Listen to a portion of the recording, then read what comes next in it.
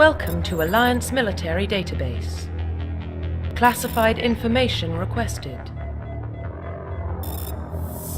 Establishing secure connection. Secure connection confirmed.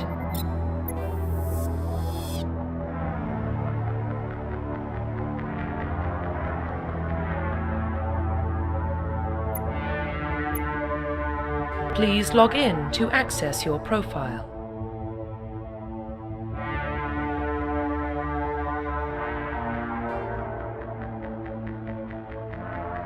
Profile reconstruction complete. Identification confirmed.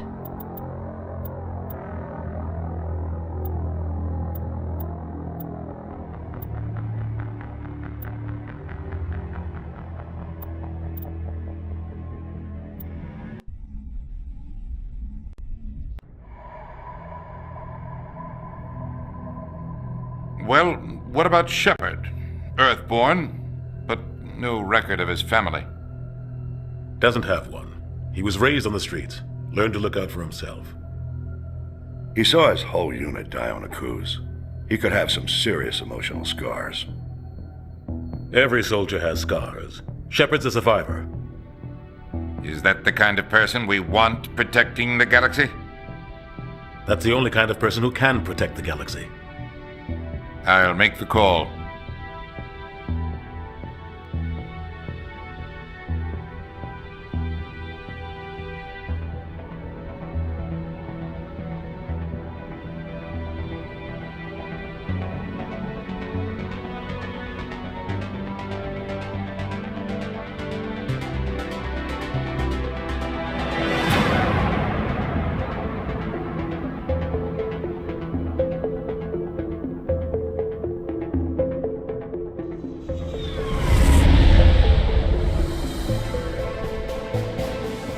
Arcturus Prime relays in range.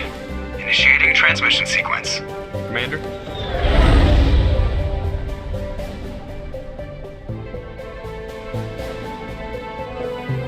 We are connected. Calculating transit mass and destination.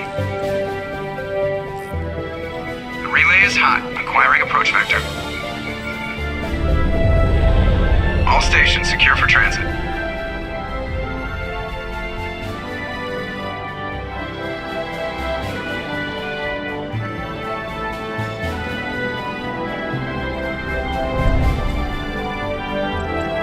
Is green.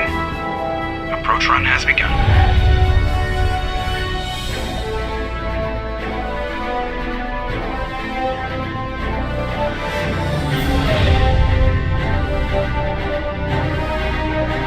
Hitting the relay in 3, 2,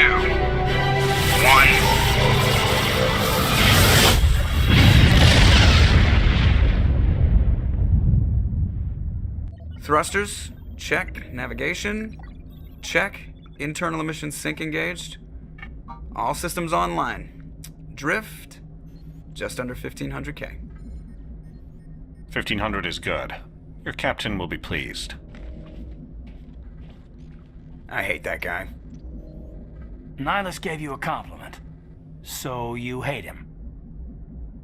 You remember to zip up your jumpsuit on the way out of the bathroom? That's good. I just jumped us halfway across the galaxy and hit a target the size of a pinhead. So that's incredible. Besides, Spectres are trouble. I don't like having them on board. Call me paranoid. You're paranoid.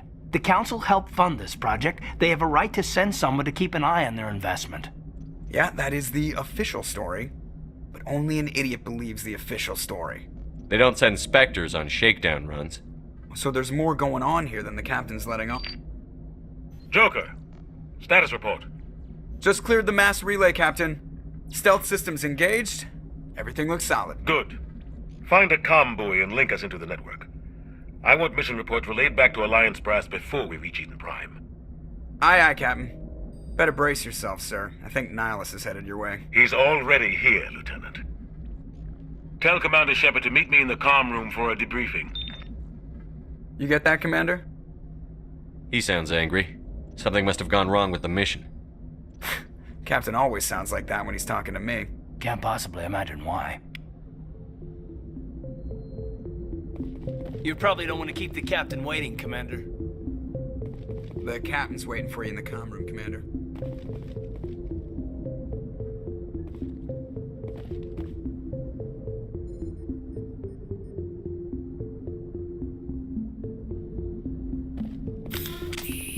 Told you, I just saw him. He marched by like he was on a mission. He's a Spectre. They're always on a mission.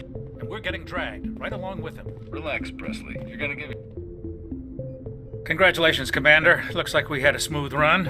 You heading down to see the captain? Sounds like you don't trust our Turian guest. Sorry, Commander. Just having a chat with Adams down at engineering. I didn't mean to cause any trouble. But you have to admit, something's odd about this mission. The whole crew feels it. You think the Alliance brass is holding out on us?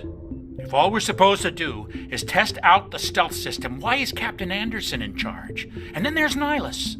Spectres are elite operatives, top covert agents. Why send a Spectre, a Turian Spectre, on a shakedown run?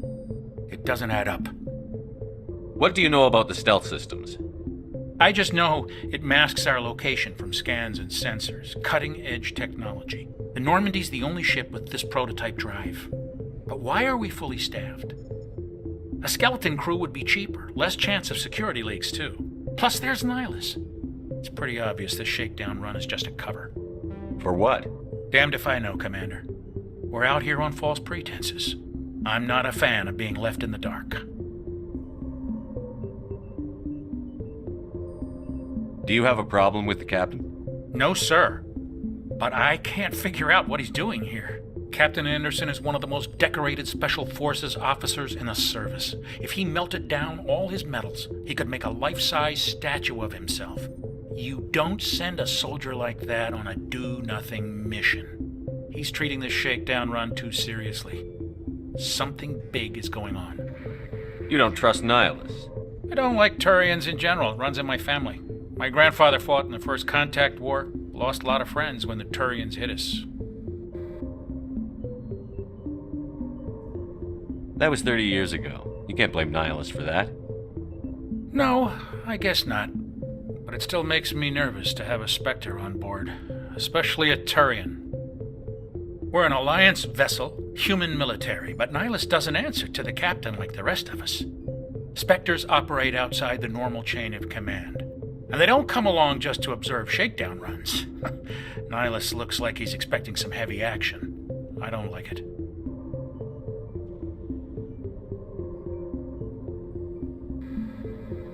I'll see if I can get some answers when I see him. Good luck, Commander. I grew up on Eden Prime, Doc. It's not the kind of place Spectres visit. There's something Nihilus isn't telling us about this mission. That's crazy. The captain's in charge here. He wouldn't take orders from a Spectre. What do you think, Commander? We won't be staying on Eden Prime too long, will we? I'm itching for some real action. I sincerely hope you're kidding, Corporal. Your real action usually ends with me patching up crew members in the infirmary. You need to calm down, Corporal. A good soldier stays cool, even under fire. Sorry, Commander, but this waiting's killing me. I've never been on a mission like this before, not one with a Spectre on board. What can you tell me about Nihilus? Turians are generally well respected by the other species. Their fleet has more patrols protecting Citadel space than any other. They don't always get on well with us, though. Some people find them too rigid. Others still blame them for the First Contact War. As for Nihilus, I haven't said more than 2 words to him. He usually only speaks to the captain. I heard Nihilus once took down an entire enemy platoon all by himself. Man, I can't believe I'm on a mission with an actual Spectre. What do you know about the Spectres? Only what I've heard. Spectre agents work directly for the Citadel Council. They usually work alone or in small groups. Spectres don't have any official power, though. Basically, they're a shadow organization with a mandate to preserve and protect galactic stability. Protect it at any cost. Don't forget that part. Spectres operate above the law. Why don't we have any of our own people in there? Spectres usually come from the Council races, like the Turians. We've been trying to get a human accepted into their ranks for years now. So far, it hasn't happened. Hey, Commander, you'd make a good Spectre. They're always getting dropped into impossible situations, forced to survive unbeatable odds, just like you on Akuz. I try not to think about it, Coos. Sorry, Commander. I didn't mean to offend you. I respect what you did there. We all do.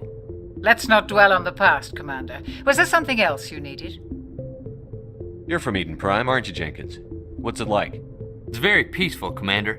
They've been real careful with development, so you don't have any city noise or pollution. My parents lived on the outskirts of the colony.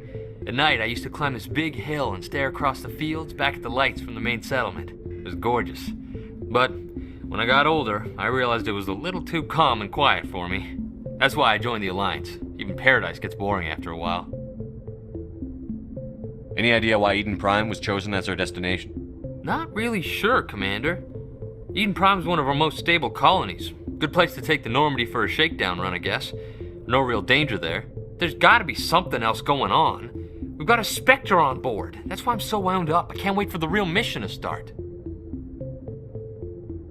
Just treat this like every other assignment you've had and everything will work out.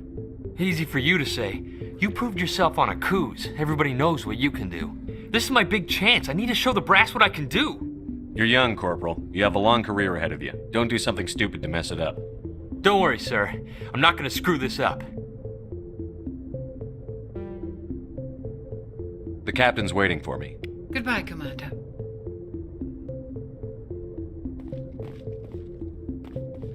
Rally round.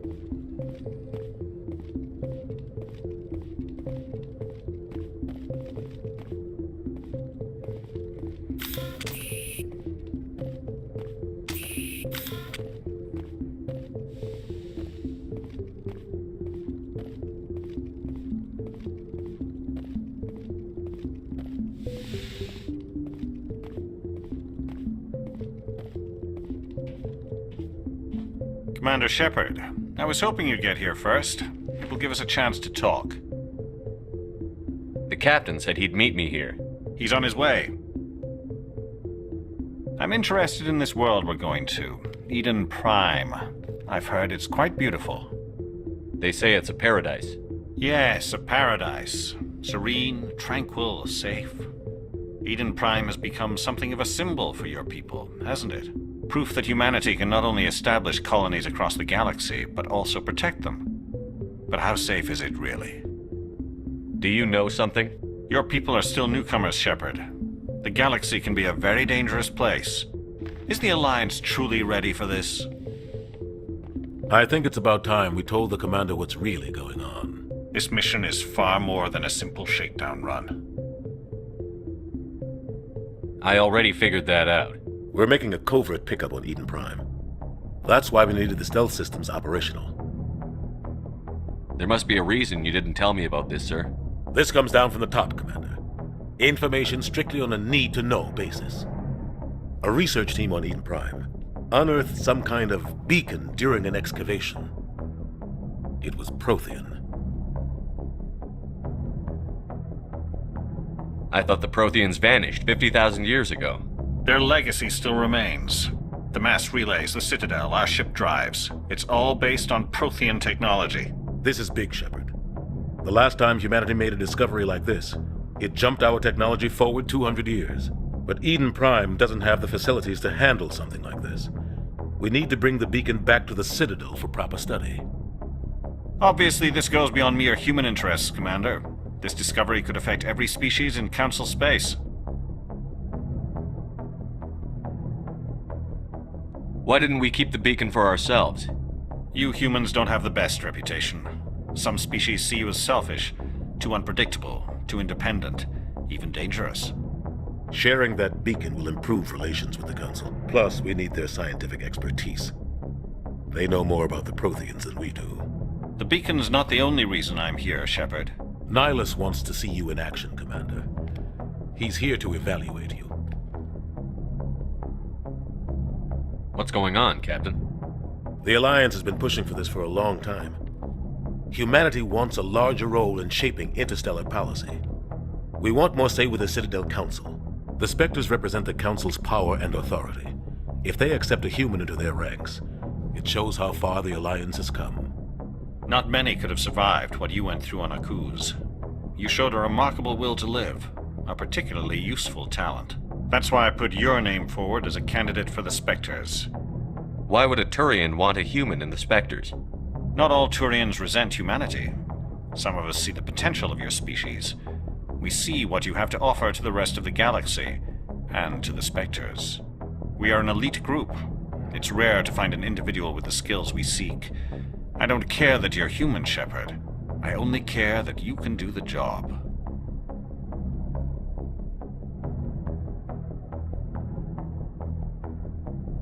I assume this is good for the Alliance. Earth needs this, Shepard. We're counting on you. I need to see your skills for myself, Commander. Eden Prime will be the first of several missions together. You'll be in charge of the ground team. Secure the beacon and get it onto the ship ASAP. Nihilus will accompany you to observe the mission. What do you know about the Protheans? Just what they taught us in school. They were a technologically advanced species that ruled the galaxy 50,000 years ago. Then they vanished. Nobody really knows how or why, though I've heard plenty of theories. But everyone agrees, galactic civilization wouldn't exist without them. Their citadel is the very heart of galactic society, and without their mass relays, interstellar travel would be impossible. We all owe the Protheans a great debt. I'd like to know more about Eden Prime before we touch down. It's a peaceful farming world, but it represents something much bigger. Eden Prime is one of our oldest and most successful colonies. It proved we were ready to face the challenges of settling new worlds, to forge a place for humanity beyond Earth. It symbolizes humanity's growth and evolution as a spacefaring species. And after this, it will be known as the world where humans made a discovery of galactic importance. Why is this beacon so important? All advanced galactic civilization is based on Prothean technology, even yours. If we hadn't discovered those Prothean ruins buried on Mars, we'd still be stuck on Earth. That was just a small data cache. Who knows what we can learn from this beacon? What if it's a weapons archive? We can't let it fall into the wrong hands. Like who? The Attican Traverse isn't the most stable sector of Citadel space. There are plenty of raiders and criminal groups active in the region. They might figure a Prothean beacon is worth the risk of attacking an Alliance ship. Plus, Eden Prime is right on the border of the Terminus systems. The Attican Traverse is under Citadel protection. If the Terminus systems attack, it's an act of war. Technically, yes. But some of the species in the Terminus might be willing to start a war over this. The last thing the Council wants is to get dragged into a major conflict with the Terminus systems. We have to keep this low-key.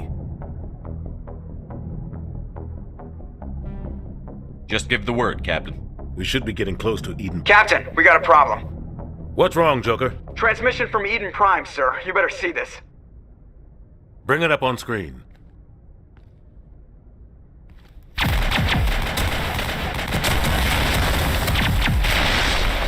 Get down!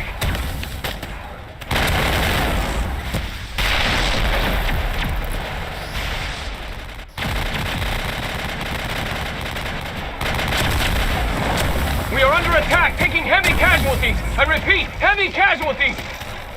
We can't get evac. They came out of nowhere. We need...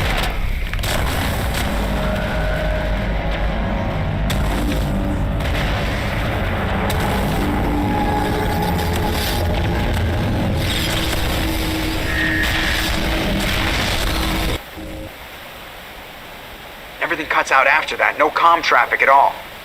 Just goes dead. There's nothing. Reverse and hold at 38.5.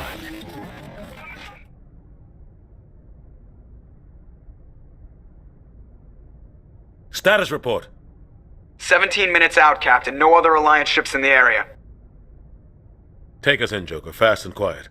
This mission just got a lot more complicated. A small strike team can move quickly, without drawing attention. It's our best chance to secure the beacon. Grab your gear and meet us in the cargo hold. Tell Alenko and Jenkins to suit up, Commander. You're going in.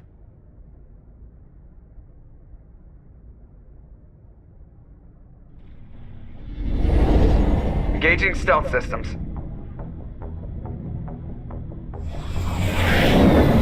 Somebody was doing some serious digging here, Captain. Your team's the muscle in this operation, Commander. Go in heavy and head straight for the dig site. What about survivors, Captain? Helping survivors is a secondary objective. The beacon's your top priority. Approaching drop point 1. Nihilus, you're coming with us?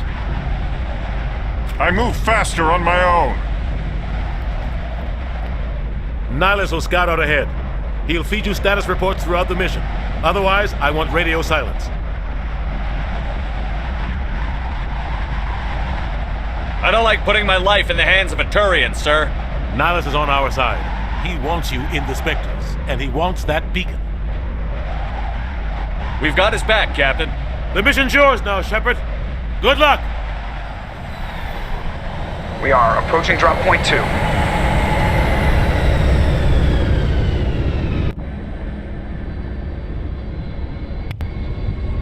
Ship perimeter secured, Commander.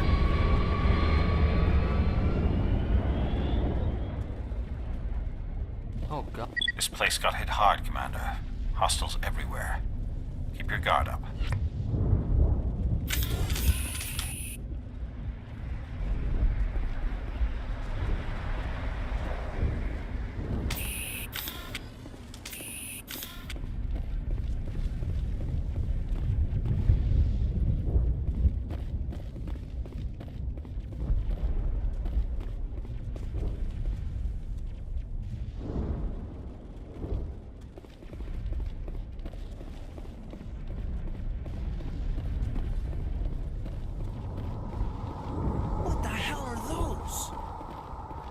Gas bags.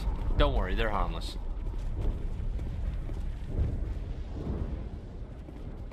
Oh, God. What happened here?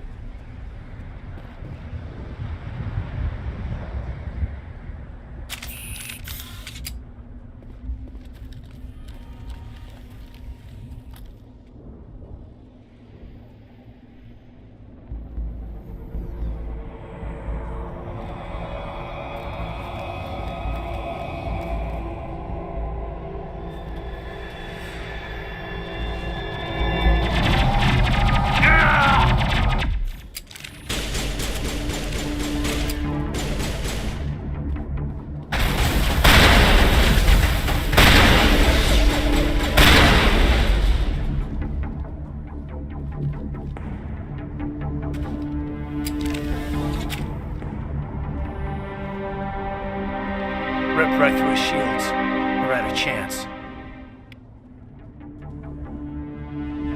We'll see that he receives a proper service once the mission is complete. But I need you to stay focused. Aye, aye, sir. Smells like smoke and death.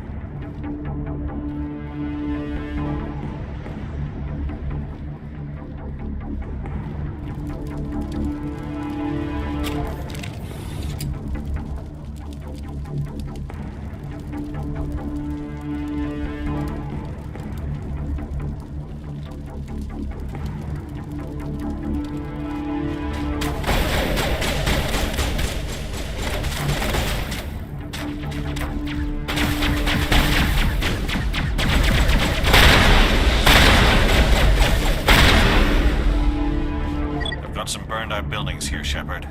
A lot of bodies. I'm gonna check it out. I'll try to catch up with you at the dig site.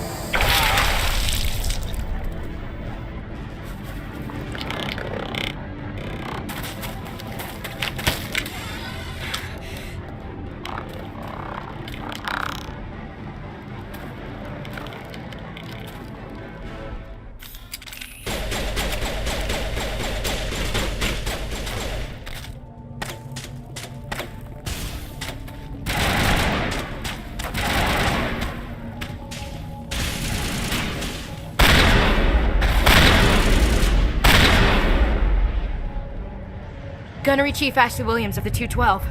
You the one in charge here, sir? Are you wounded, Williams? A few scrapes and burns, nothing serious. The others weren't so lucky. Oh man. We were patrolling the perimeter when the attack hit. We tried to get off a distress call, but they cut off our communications. I've been fighting for my life ever since. Where's the rest of your squad? We tried to double back to the beacon, but we walked into an ambush. I don't think any of the others... I think I'm the only one left.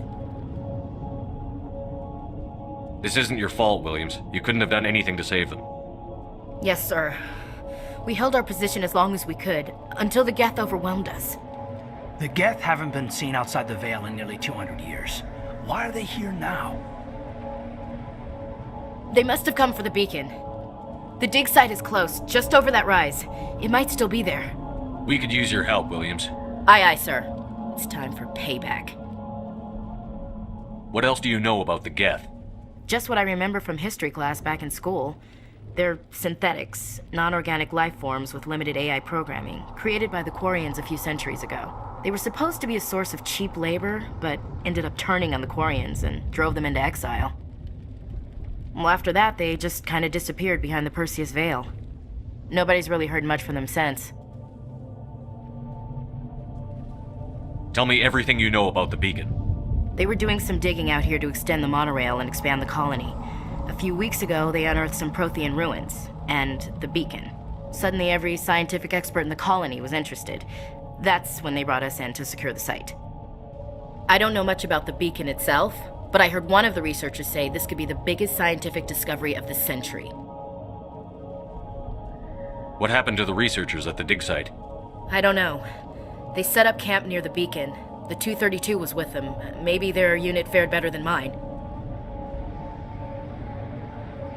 Describe what happened leading up to the attack. We were sent out a couple of nights ago from the main colony to secure the area.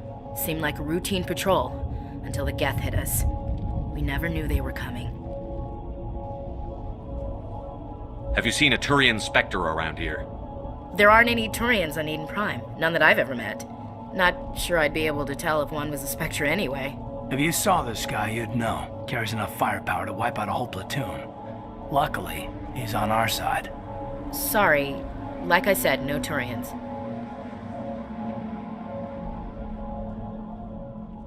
Move out.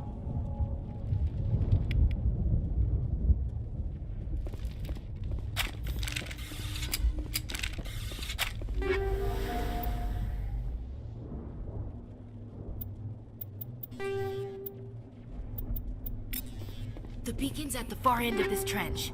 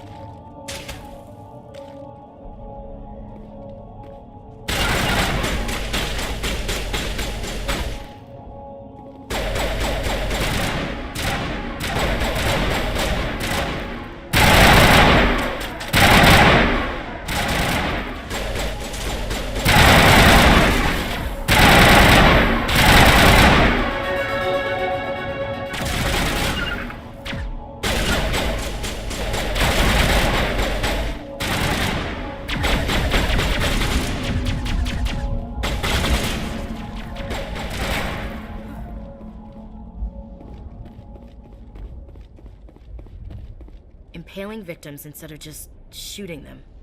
There must be some reason behind it. Classic psychological warfare. They're using terror as a weapon. That man was still alive when they stuck him on the spike. Killing us isn't enough. The Geth want us to suffer. This is the dig site. The beacon was right here. It must have been moved. By who? Our side or the Geth? Hard to say. Maybe we'll know more after we check out the research camp. Let's get moving. Williams, where's the camp? It's just on the top of this ridge, up the ramps. It used to. Change of plans, Shepard. There's a small spaceport up ahead. I want to check it out. I'll wait for you there.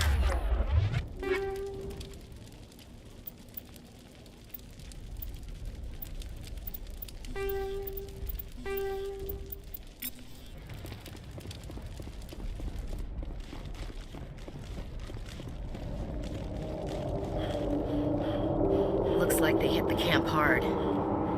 It's a good place for an ambush. Keep your guard up.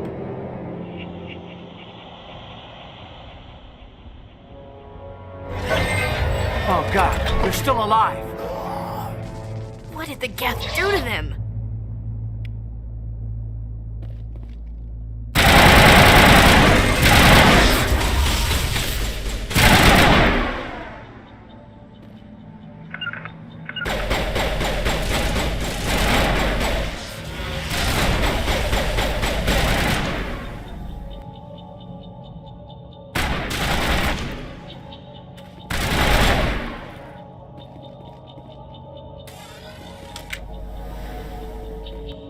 Smells like smoke and death.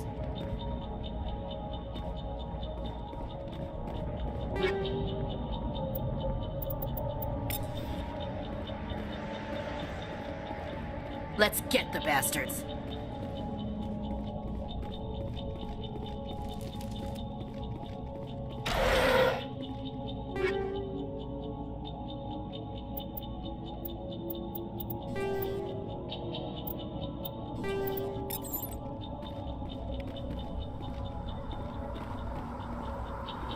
Eden Prime. That door, it's closed. Security lock's engaged.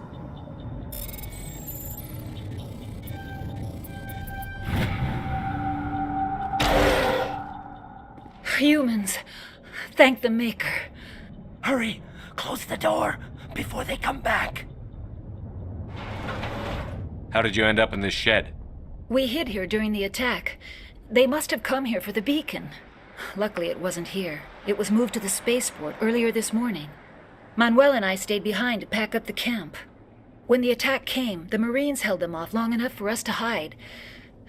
They gave their lives to save us. No one is saved. The age of humanity is ended. Soon, only ruin and corpses will remain. What else can you tell me about the attack? It all happened so fast. 1 second we were gathering up our equipment. The next we were hiding in the shed while the Geth swarmed over the camp. Agents of the Destroyers, bringers of darkness, heralds of our extinction. We could hear the battle outside. Gunfire, screams. I thought it would never end. Then everything went quiet. We just sat there, too afraid to move, until you came along. Did you notice a Turian in the area? I saw him, the Prophet, leader of the enemy. He was here before the attack. That's impossible. Nihilus was with us in the Normandy before the attack. He couldn't have been here. I'm sorry. Manuel's still a bit unsettled. We haven't seen your Turian. We've been hiding in here since the attack. Can you tell me anything about the beacon? It's some type of data module from a galaxy-wide communications network, remarkably well preserved. It could be the greatest scientific discovery of our lifetime. Miraculous new technologies, groundbreaking medical advances. Who knows what secrets are locked inside? We have unearthed the heart of evil, awakened the beast, unleashed the darkness. Manuel, please. This isn't the time. What's wrong with your assistant? Manuel has a brilliant mind, but he's always been a bit unstable. Genius and madness are two sides of the same coin. Is it madness to see the future? To see the destruction rushing towards us? To understand there is no escape? No hope? No. I am not mad. I'm the only sane one left. I gave him an extra dose of his meds after the attack. Say goodnight, Manuel. You cannot silence the truth. My voice must be heard. Oh my God! What did you do? That might have been a little extreme, Commander. You can't just go around whacking people in the head. It was only a matter of time until he did something crazy and dangerous. I suppose you're right. By the time he wakes up, the meds will have kicked in.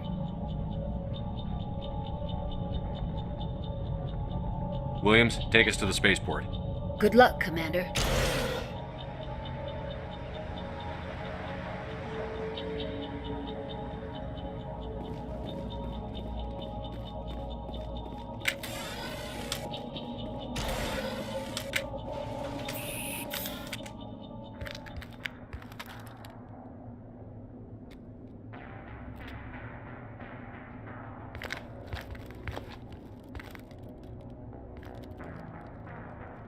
Saren.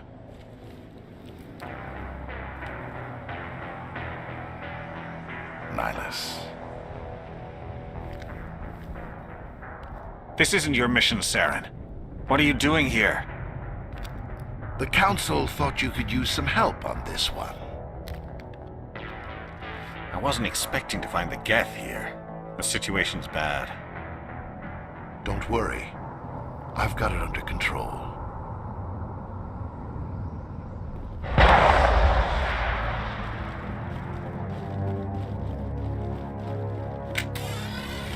What is that? Off in the distance. It's a ship! Look at the size of it!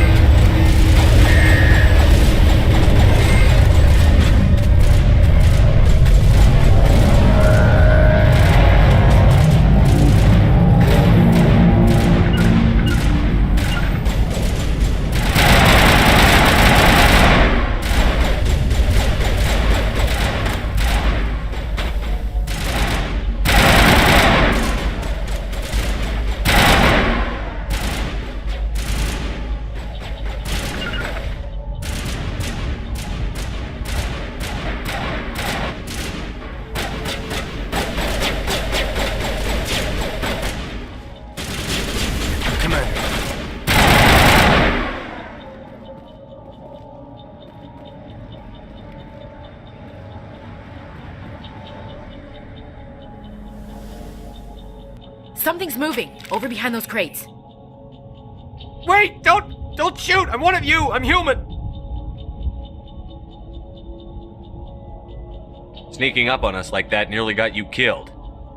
I'm sorry, I was hiding from those creatures. My name's Powell. I saw what happened to that Turian. The other one shot him. I need to know how Nihilus died. The other one got here first. He was waiting when your friend showed up. He called him Saren. I think they knew each other. Your friend seemed to relax. He let his guard down. And Saren killed him. Shot him right in the back. I'm just lucky he didn't see me behind the crates. We were told a Prothean beacon was brought to the spaceport. What happened to it? It's over on the other platform. Probably where that guy Saren was headed. He hopped on the cargo train right after he killed your friend. I knew that beacon was trouble. Everything's gone to hell since we found it. First that damn mothership showed up, then the attack. They killed everyone. Everyone. If I hadn't been behind the crates, I'd be dead too. How come you're the only one who survived? Why didn't anyone else try to hide behind the crates? They never had a chance. I was already behind the crates when the attack started.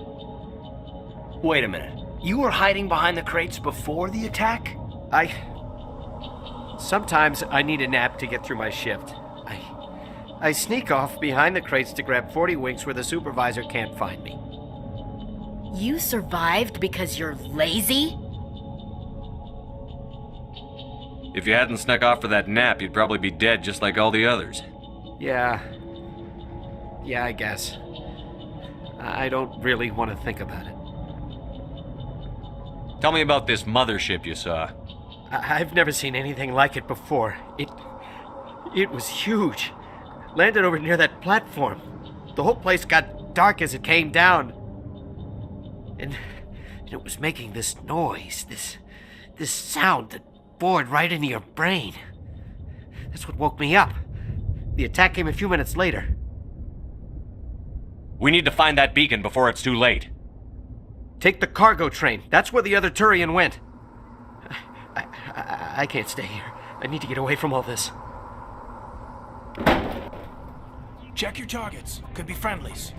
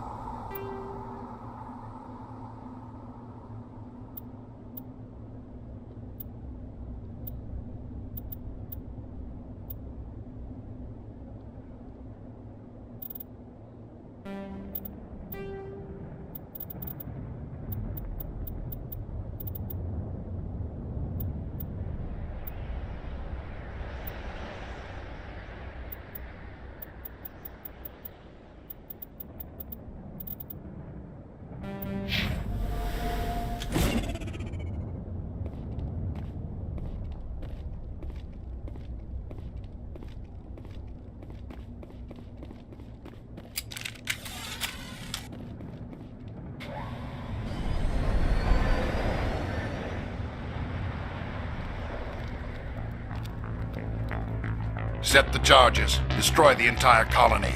Leave no evidence that we were here.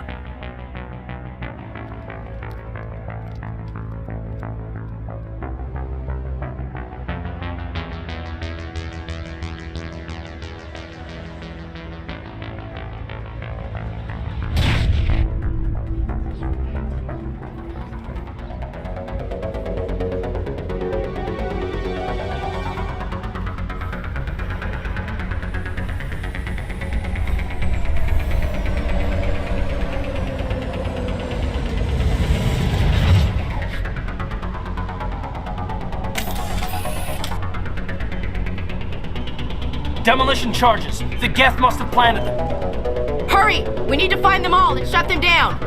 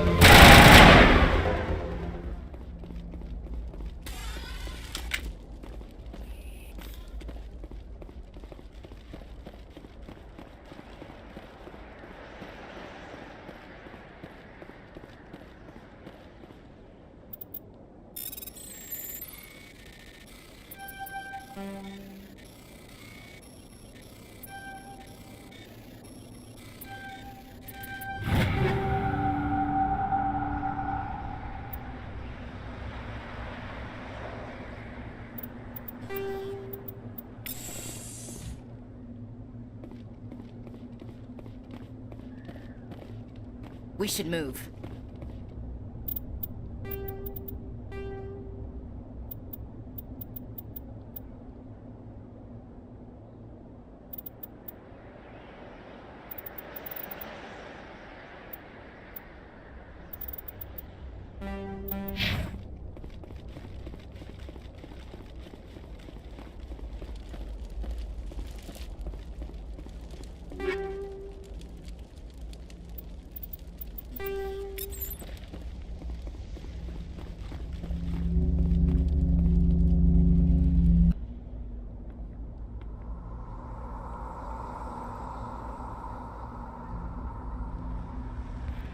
Normandy, the beacon is secure. This is Request immediate amazing. Actual working Prothean technology. Unbelievable. It wasn't doing anything like that when they dug it up. Something must have activated it. Roger, Normandy. Standing by.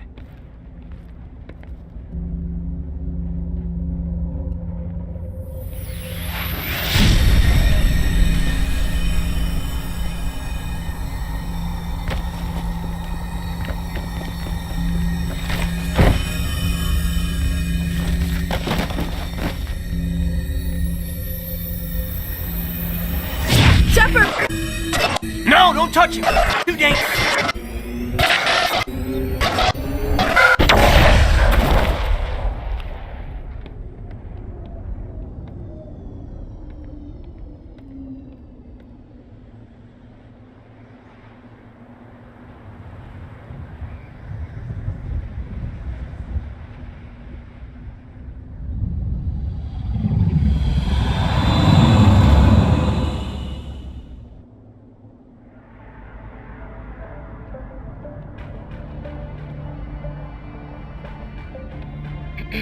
We identified the ship that touched down on Eden Prime.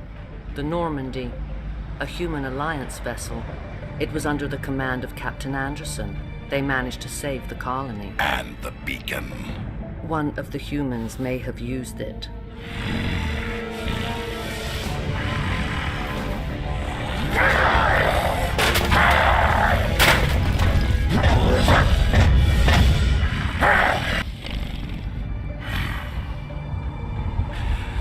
This human must be eliminated.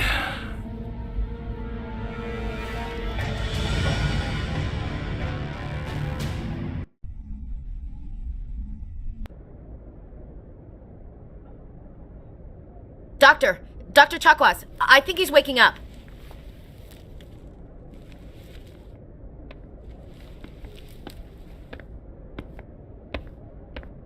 You had us worried there, Shepard. How are you feeling?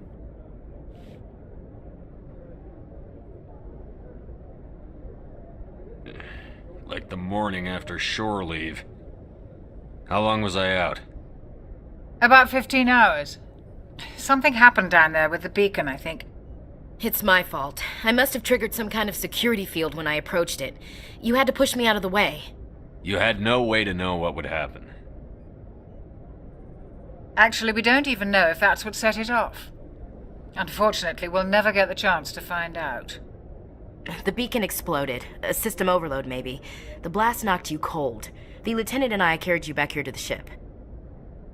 I appreciate it. Physically, you're fine. But I detected some unusual brain activity. Abnormal beta waves. I also noticed an increase in your rapid eye movement. Signs typically associated with intense dreaming.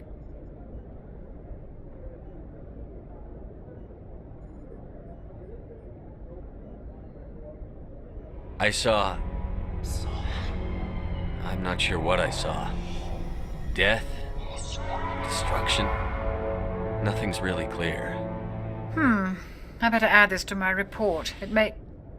Oh, Captain Anderson. How's our XO holding up, Doctor? Well, all the readings look normal. I'd say the commander's going to be fine. Glad to hear it. Shepard, I need to speak with you. In private. Aye, aye, Captain. I'll be in the mess if you need me. Sounds like that beacon hit you pretty hard, Commander. Are you sure you're okay? I don't like soldiers dying under my command. Jenkins wasn't your fault. You did a good job, Shepard. Chief Williams isn't part of the Normandy crew. I figured we could use a soldier like her. She's been reassigned to the Normandy. Williams is a good soldier. She deserves it. Lieutenant Alenko agrees with you. That's why I added her to our crew. Intel dropped the ball, sir. We had no idea what we were walking into down there. That's why things went to hell. The Geth haven't been outside the Veil in 2 centuries, Commander. Nobody could have predicted this. You said you needed to see me in private, Captain? I won't lie to you, Shepard. Things look bad. Nihilus is dead. The beacon was destroyed and Geth are invading. The Council's going to want answers.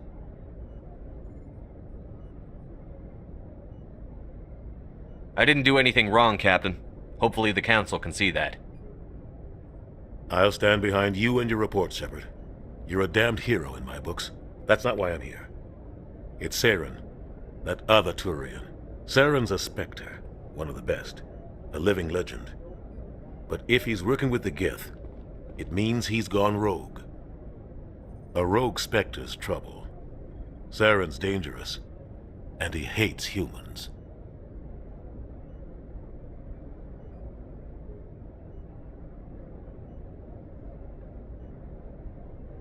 Why?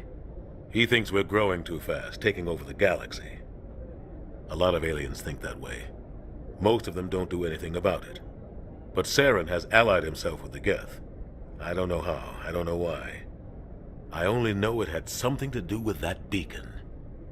You were there just before that beacon self-destructed. Did you see anything? Any clue that might tell us what Saren was after? Just before I lost consciousness, I had some kind of vision. A vision? A vision of what? I saw synthetics.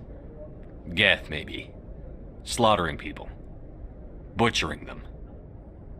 We need to report this to the Council, Shepard. What are we gonna tell them? I had a bad dream? We don't know what information was stored in that beacon. Lost Prothean technology? Blueprints for some ancient weapon of mass destruction? Whatever it was. Saren took it. But I know Saren.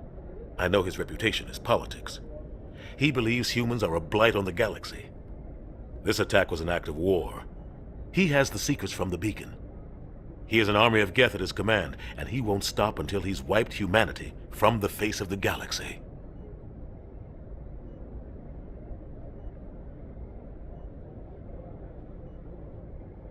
I'll find some way to take him down. It's not that easy. He's a Spectre. He can go anywhere, do almost anything. That's why we need the Council on our side.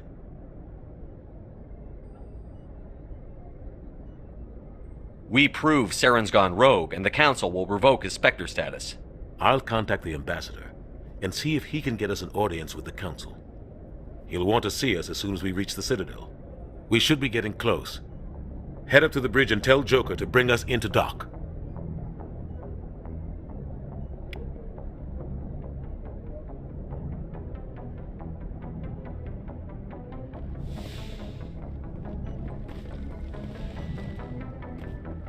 Hey, Commander. I'm glad you're okay, Commander. The crew could use some good news after what happened to Jenkins. Jenkins was a valuable part of this crew. Part of me feels guilty over what happened. If Jenkins was still alive, I might not be here. You're a good soldier, Williams. You belong on the Normandy. Thanks, Commander. I appreciate that. Things were pretty rough down there. Are you okay? I've seen friends die before. Comes with being a Marine. But to see my whole unit wiped out, and you never get used to seeing dead civilians. But things would have been a lot worse if you hadn't shown up. We couldn't have done it without you, Williams. Thanks, Commander. I have to admit, I was a little worried about being assigned to the Normandy. It's nice when someone makes you feel welcome. I think you're gonna fit in here just fine, Williams. Thanks, Commander.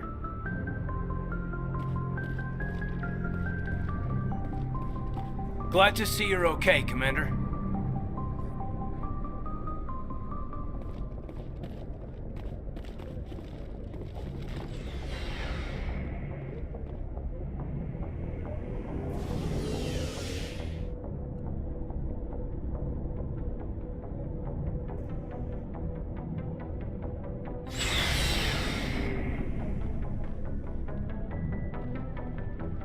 Hey, Commander.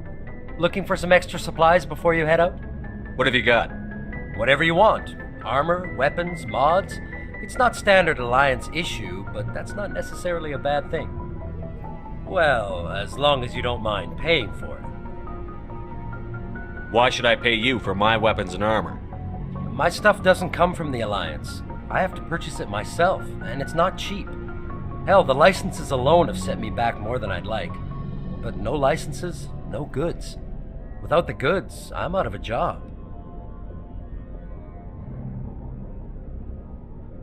Let's see what you've got. You bet, Commander.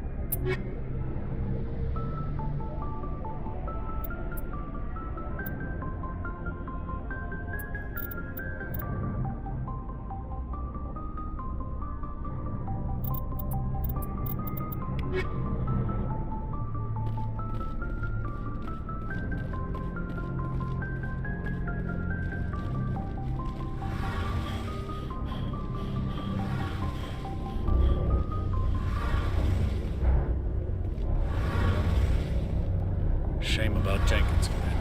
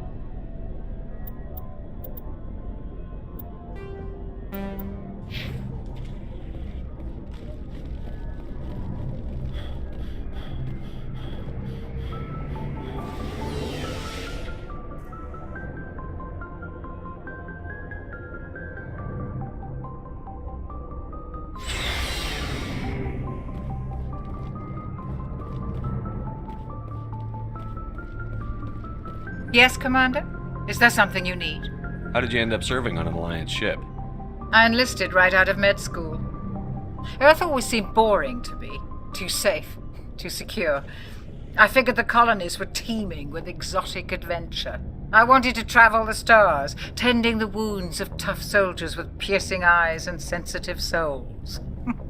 Turns out military life isn't quite as romantic as I'd imagined. But humanity needs the Alliance if we want to keep expanding through the Traverse, and the Alliance always needs good doctors. So I stayed on to do my part. Ever think you made the wrong choice? Sometimes I think about opening a private practice back on Earth, or maybe taking a position at one of the new med centers out in the colonies. But there's something special about working on soldiers. If I left the Alliance now, I'd feel like I was abandoning them. What do you know about Captain Anderson? I've served with him for a few tours now. He knows when to let things slide and when to crack the whip. The crew knows he's seen pretty much anything they'll ever run into. And he cares about the people under his command.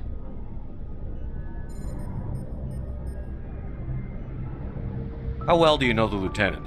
I'd never worked with him before this mission.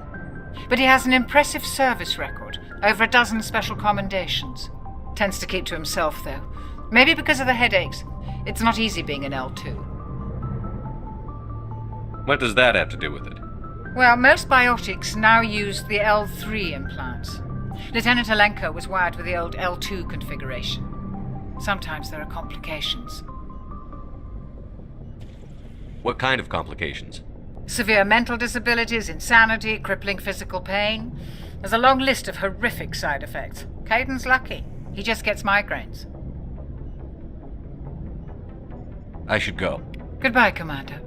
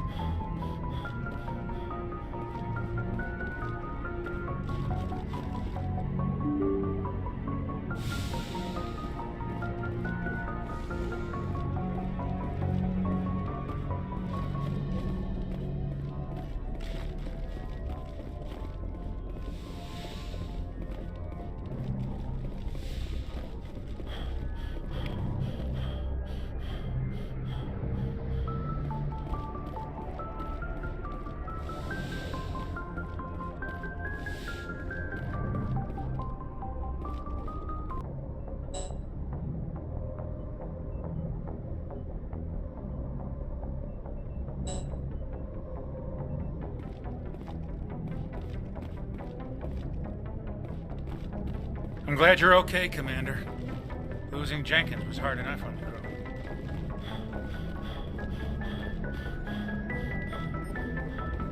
Good timing, Commander. I was just about to bring us into the Citadel. See that taxpayer money at work.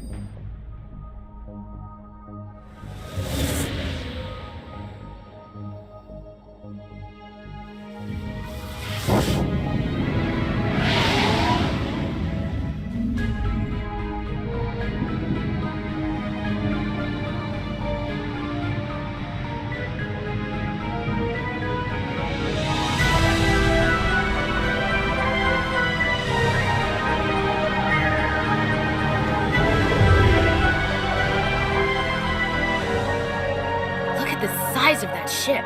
The Ascension, flagship of the Citadel fleet. Well, sizes and everything. Why so touchy, Joker? I'm just saying you need firepower too. Look at that monster! Its main gun could rip through the barriers in any ship in the Alliance fleet. Good thing it's on our side then. Citadel Control, this is SSV Normandy, requesting permission to land. Stand by for clearance, Normandy. Clearance granted. You may begin your approach. Transferring you to an Alliance operator. Roger, Alliance Tower. Normandy out. Normandy, this is Alliance Tower. Please proceed to Dock 422.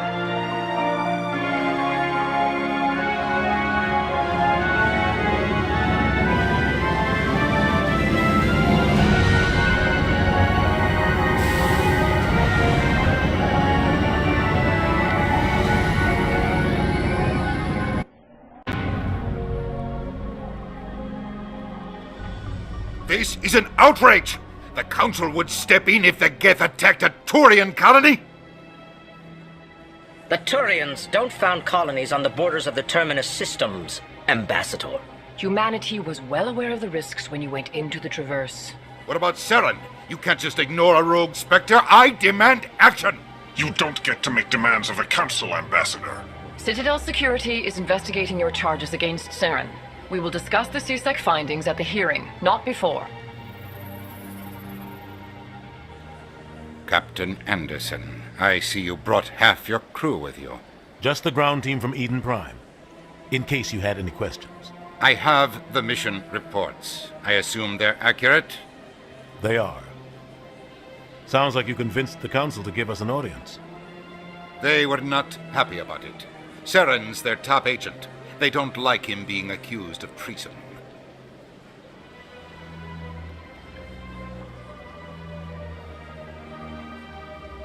Saren's a threat to every human colony out there. He needs to be stopped. The Council has to listen to us. Settle down, Commander. You've already done more than enough to jeopardize your candidacy for the Spectres. The mission on Eden Prime was a chance to prove you could get the job done. Instead, Nihilus ended up dead and the beacon was destroyed. That's Saren's fault, not his. Then we better hope the CSEC investigation turns up evidence to support our accusations. Otherwise, the Council might use this as an excuse to keep you out of the Spectres. Come with me, Captain. I want to go over a few things before the hearing. Shepard, you and the others can meet us at the Citadel Tower, top level. I'll make sure you have clearance to get in. And that's why I hate politicians.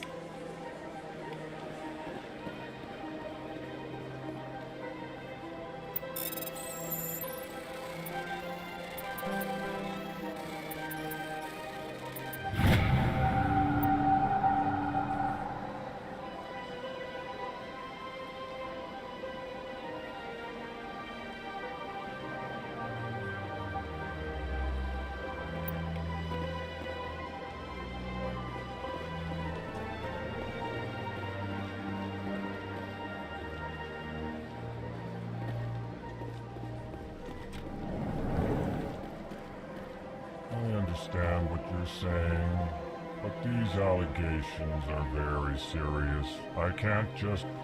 This is serious. My reputation is at stake. I spoke with the consul. Pleased greeting. Human, it is always good to see your kind. I am Ambassador Kalen. Genuine query.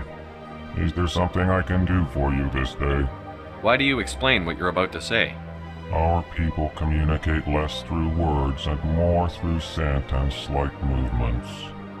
Plainly, we discovered our vocal expression was not enough to convey the feelings of our conversations to other species.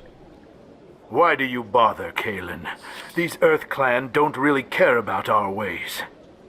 Remorseful response, Din.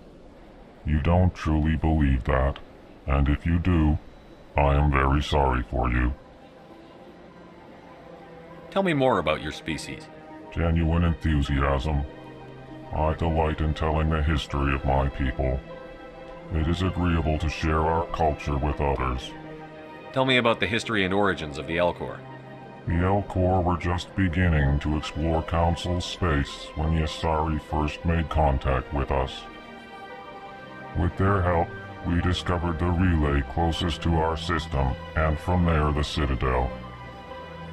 Proudly, within one lifetime we established a regular route to the Citadel, and quickly became one of the more active species living on this great station. I'd like to know more about the culture of the Elcor. Frankly, we Elcor prefer the safety and familiarity of our own colonies to the confines of space travel. Our society is built on small, tight-knit groups. Though we are always welcoming to outsiders, our government tends to be very stable. Our people are not very comfortable with sudden changes. What do you do here? Modestly, I work to bring the problems and the requests of the Elcor groups to the attention of the Council. Ha! They only give us these positions to keep us quiet. The Council doesn't care about our races. Chastising rebuke. Your tone is inappropriate, Din. This human is not to blame for your malcontent or your misconceived suspicions. Goodbye, Ambassador. Sincere farewell. Good day to you, human. Enjoy your time on the Citadel. EarthClan, you are in the wrong place, I think. Your ambassador is next door in the large office. Chastising remark. Don't be so rude, Din. At least introduce yourself. I am Din Korlak, Volus Ambassador. Is there something I can do for you, EarthClan? What is this place? You are in the embassy for the Volus and the Elcor. Your ambassador is next door, in his own office. In this shared space, I aid my fellow Volus when I'm not being interrupted.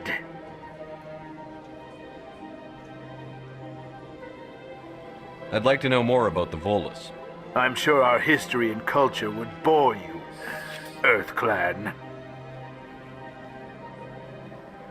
Actually, I would like to know more about your history. My people came to the Citadel shortly after the Asari and Solarians had discovered it.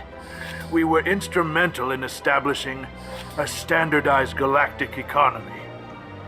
However, despite our long association with the Citadel and our many contributions to galactic society, we still do not hold a seat on the Council. Tell me about Volus culture. We are tribal by nature, but our ways are not violent. We barter and trade our lands and tribe members in order to increase status. Larger tribes often engulf smaller ones and eventually split again. Our society is very malleable, and our government is always shifting and changing. Since we're not physically adept, we trade our services for protection.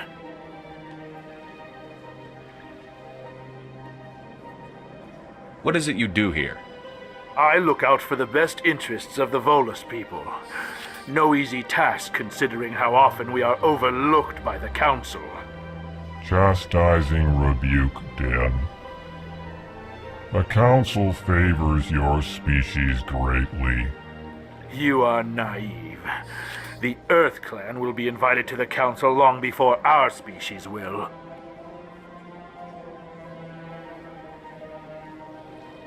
Why aren't the Volus or Elcor part of the Council? All species must prove themselves before they join the Council. All but the EarthClans, it would seem. Dismissive.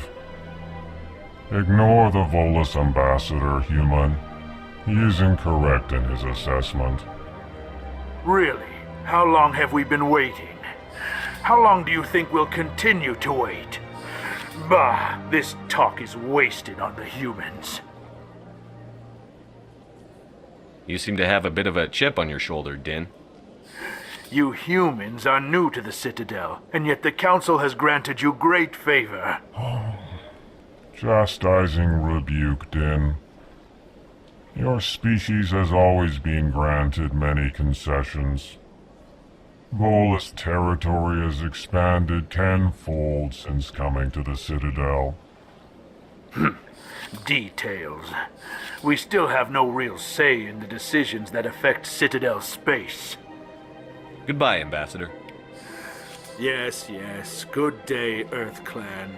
Hello there, human. Sincere apology, but I am here on business and cannot be distracted right now.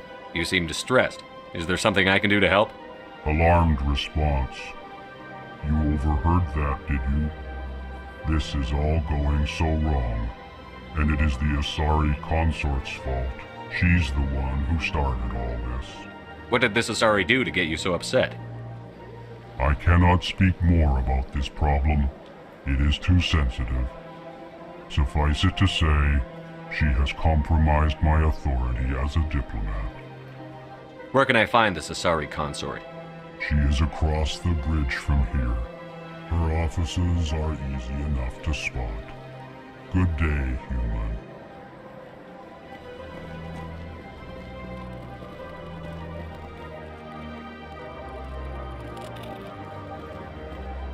Big place.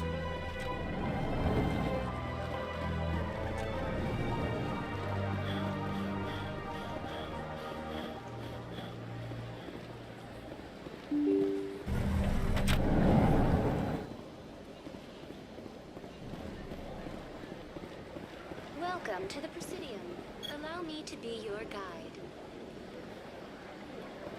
Good day, Commander. The human ambassador is up the stairs, first room on the right.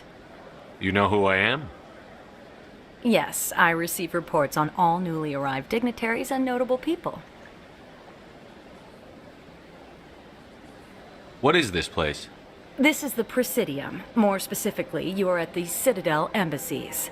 If you have more questions, please access Avina. What's that? Oh, Avina is the virtual guide for the Citadel. Feel free to access the terminal yourself. What's your name? What do you do here? My name is Safiria. I'm the administrative assistant for the embassies. You seem to be distracted. The embassies are the hub of all Citadel politics. When you represent trillions of citizens, it tends to get a little busy. I should be going now. Have a pleasant day. Welcome to the Presidium. Allow me to be your guide.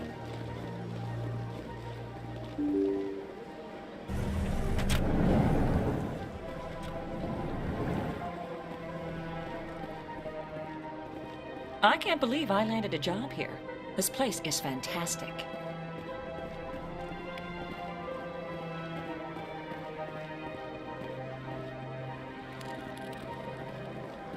Human, delighted welcome. It is good to meet you.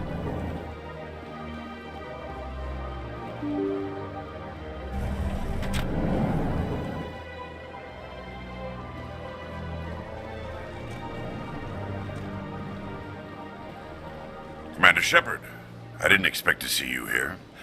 Did Ambassador Udina send you? Have we met before? No, but I know you well enough. I'm Executor Palin, head of CSEC. It's my job to know when someone like you arrives on the Citadel. Was there something you needed, Commander? I get the feeling you're not too fond of humans. No, I just don't trust your kind. Not yet. You humans are eager to take all the power you can get, and you're being given a lot. If the Council wants to make humanity their new favorite pet, that's their business. But I don't have to like it. The Council treats us like second-class citizens. We have to fight for everything we get. Good. Then fight for it. But don't expect the rest of us to just sit back and let you take it. I'm a busy man, Commander. Are we done here? What do you know about the Spectres? They're the right hand of the Council, or so they like to be called. More like the underhanded side of the Council. What do you have against the Spectres? I can't abide any organization that considers itself above the law. Especially when it's left up to each individual Spectre to decide when and how to bend the rules. Sometimes you have to bend the law to keep people safe. I've been with CSEC for 30 years. I've never had to break the law to do my job, not once. Yeah, right. You expect us to believe none of your officers are corrupt? There are over 200,000 CSEC agents. Some of them are going to be bad. But we don't turn a blind eye to corruption like the Spectres do. We do our best to find and punish any officer who breaks the law. Spectres. They'll never come under that kind of scrutiny. The galaxy needs people like that. People who do the dirty jobs. I agree. But they need to be held to a higher standard. They need to be accountable. Saren's out of control. We both know that. But because he's a Spectre, the Council doesn't want to do anything about it. Is that the kind of person this galaxy needs? But not all Spectres are like Saren. True. But the potential is always there. Tell me about CSEC. CSEC provides necessary police and security services throughout the Citadel. We're a civilian government agency, though many of our members have had military training. Of course, as the CSEC representative to the Council, I spend most of my time liaising between the two. Tell me about your investigation into Saren. Sorry, Commander. I don't make a habit of giving out details about ongoing investigations. I'll be going now. Goodbye, Commander. I can't tell the aliens from the animals.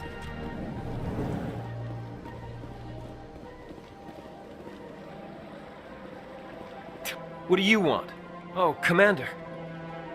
Is there something I can do for you? Relax, Private. This isn't an inspection. Right, sorry. What can I do for you, Commander? What can you tell me about the Asari consort? Well, she's an Asari who works here as... That is, she helps people with things. You never went to see her, did you, Fredericks? No, I never did. I couldn't afford it. It costs half a year's credits just to go in and talk to her. Can you at least tell me where I can find her? Sure. She's across the bridge from the embassies. Thanks, kid. Have fun. Try not to get into too much trouble. I will. Have fun, that is.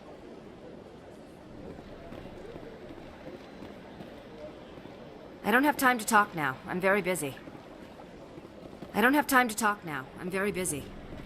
Hello, Commander. Can I get you something? What have you got? Information, mostly. Would you like to know about some points of interest nearby? What's going on around here? Well, you found the embassies. Not much going on here. Across the bridge, you'll find the bank, the Emporium, and Shayera's. If you haven't heard of her, you soon will. If you need supplies, you can try the markets one level below. For entertainment, I'd try Flux or Cora's Den. What is Shayera's? The consort, she entertains clients who can afford her services. Most of the diplomats and ambassadors have visited her at one time or another. She's a very powerful woman, but also very respected. Tell me about Flux and Cora's Den. Well, Flux has gambling and dancing, certainly more lively than this place. Cora's Den, on the other hand, well, let's just say it's livelier and deadlier, all at the same time.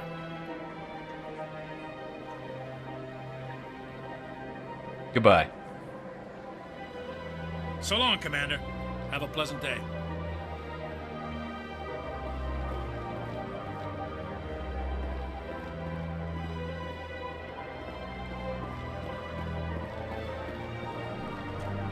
This place seems strange.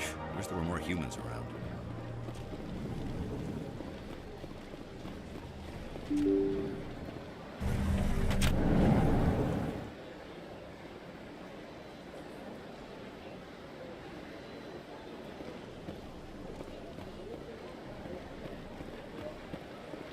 Welcome to the Presidium. Allow me to be your guide.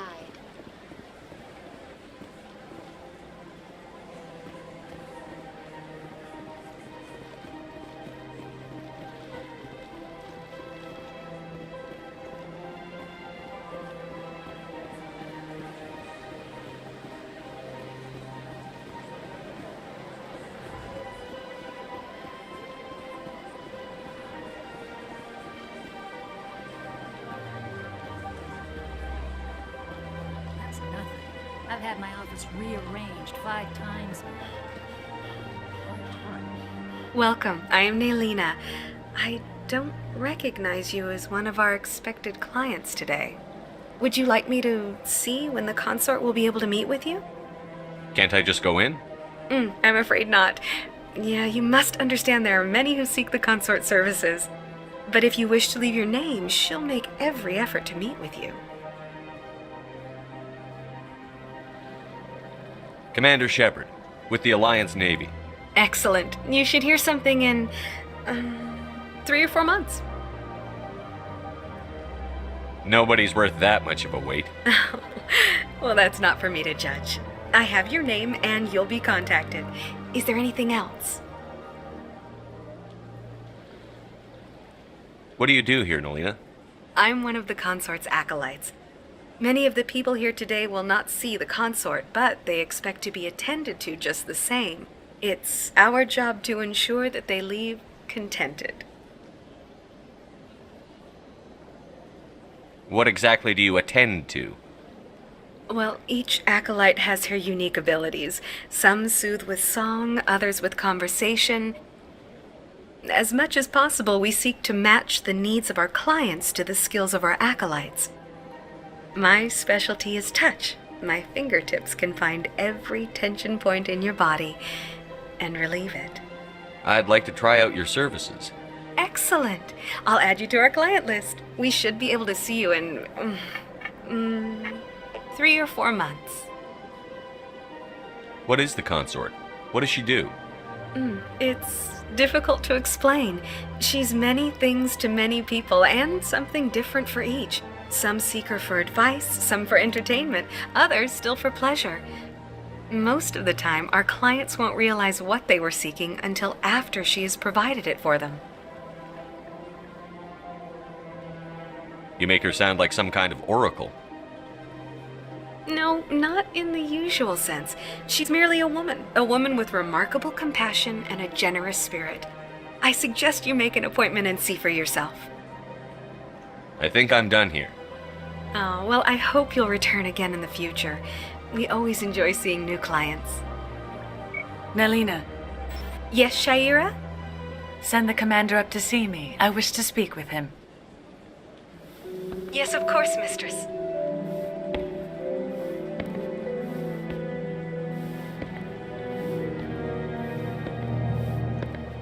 Huh. It appears the consort has taken notice of you. She'd like to meet with you now. Where do I go? Just head upstairs. She'll be waiting for you.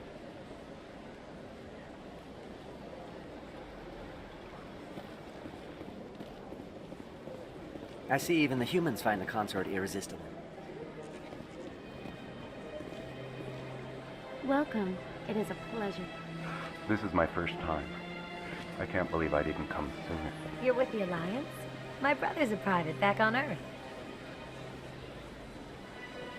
The consort is a wonderful person. She has quite a gift.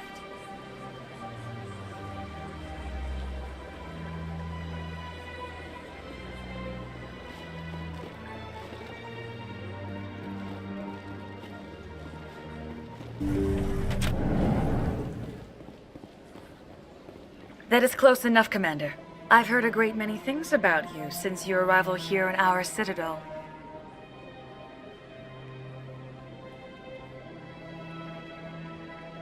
I don't like people spying on me.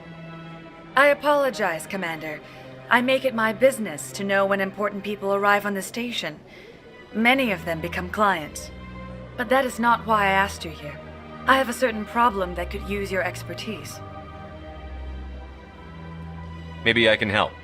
I have a friend, Septimus, a retired Turian general. I won't discuss the details, but he wanted me to be more than I could be. We had a falling out. Now he spends his days in Korra's den, drinking and spreading lies about me. If you would speak to him as a fellow soldier, I believe he will listen to you and let the matter be. What happened between you? I respect his privacy too much to go into the details. If he wishes to tell you what happened, that is his prerogative. What exactly do you want me to tell him? Appeal to his sense of honor. Remind him of his position as a general. If you can convince him to stop spreading lies about me, I would be very grateful.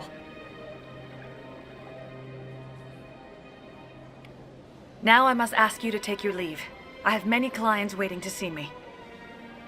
Please, Commander. I ask that you return to me only after you have spoken with Septimus.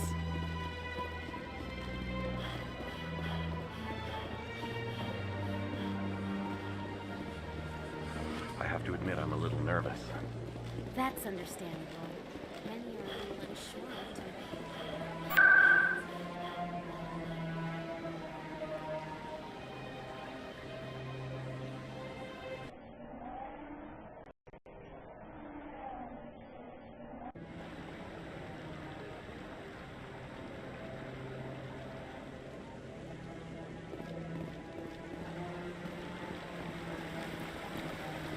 Saren's hiding something.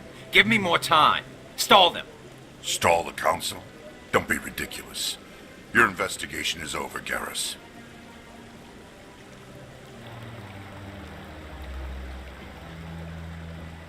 Commander Shepard, Garrus Vakarian. I was the officer in charge of the C-Sec investigation into Saren. Sounds like you really want to bring him down. I don't trust him. Something about him rubs me the wrong way. But he's a Spectre. Everything he touches is classified. I can't find any hard evidence. I think the council's ready for us, Commander. Good luck, Shepard. Maybe they'll listen to you.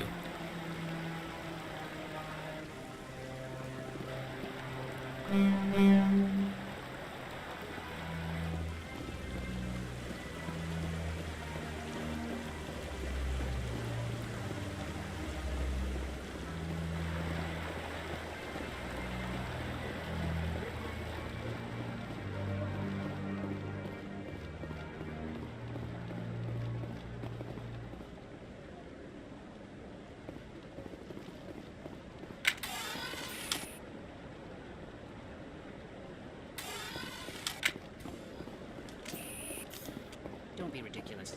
The Volus won't be joining the Council for years. I'm not so sure. The humans are making a strong push, and you can bet the Volus will be right on their coattails if they succeed. Allowing the humans to join us is a sound strategic move. But the Volus? No. The Hanar are likely to be next, then the Elcor. You may be right, though the Hanar need to lighten up a bit first. You just don't like them because you have trouble understanding them.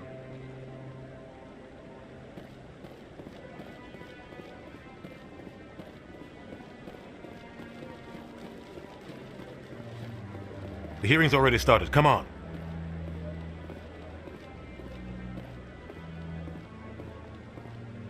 The Geth attack is a matter of some concern, but there is nothing to indicate Saren was involved in any way. The investigation by Citadel Security turned up no evidence to support your charge of treason. An eyewitness saw him kill Nihilus in cold blood. We've read the Eden Prime reports, Ambassador.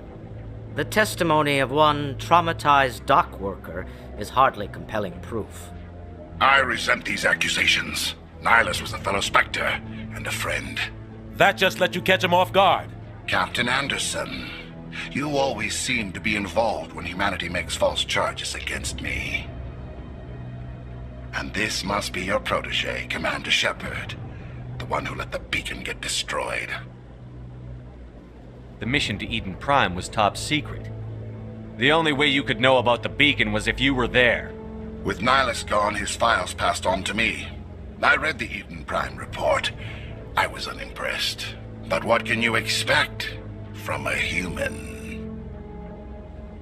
You can expect me to kill you the next time we meet. Your species needs to learn its place, Shepard. You're not ready to join the Council. You're not even ready to join the Spectres. He has no right to say that. That's not his decision. Shepard's admission into the Spectres is not the purpose of this meeting. This meeting has no purpose.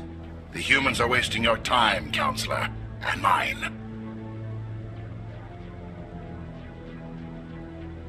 You can't hide behind the Council forever. There is still one outstanding issue. Commander Shepard's vision. It may have been triggered by the beacon. Are we allowing dreams into evidence now? How can I defend my innocence against this kind of testimony? I agree. Our judgment must be based on facts and evidence, not wild imaginings and reckless speculation. Do you have anything else to add, Commander Shepard? You've made your decision. I won't waste my breath.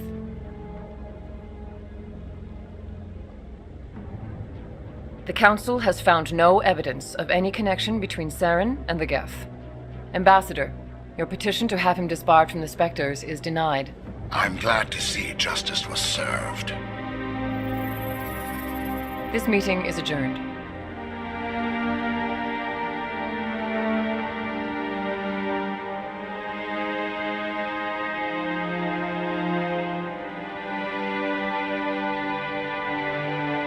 It was a mistake bringing you into that hearing, Captain. You and Saren have too much history. It made the Council question our motives. I know Saren. He's working with the Geth for one reason: to exterminate the entire human race. Every colony we have is at risk. Every world we control is in danger. Even Earth isn't safe. Tell me about this history between you and Saren. I worked with him on a mission a long time ago. Things went bad. Real bad. We shouldn't talk about this here. But I know what he's like, and he has to be stopped. What's our next step? As a Spectre, he's virtually untouchable. We need to find some way to expose him. What about Garrus, that CSEC investigator? We saw him arguing with the Executor. That's right. He was asking for more time to finish his report. Seems like he was close to finding something on Saren.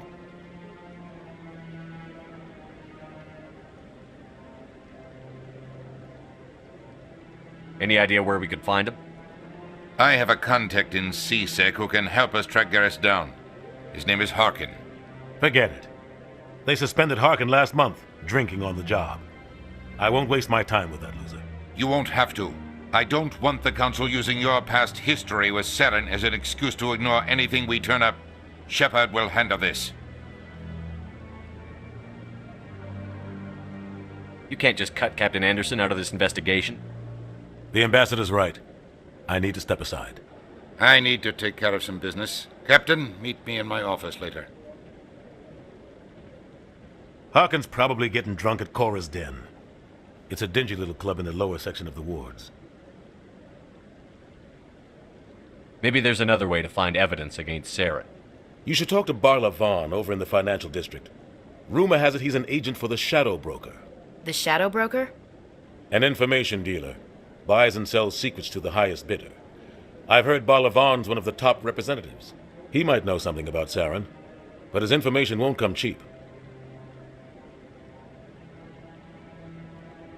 You and Saren have a history. What happened? About 20 years ago, I was part of a mission in the Skillian Verge. I was working with Saren to find and remove a known terrorist threat. Saren eliminated his target, but a lot of people died along the way, innocent people. And the official records just covered it all up. But I saw how he operates. No conscience, no hesitation. He'd kill 1,000 innocent civilians to end a war without a second thought.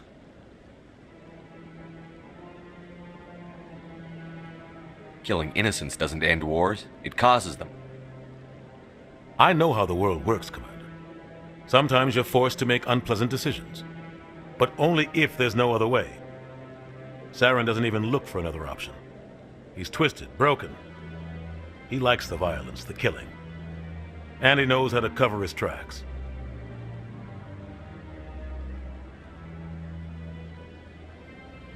Our ambassador doesn't seem to get along with the Council.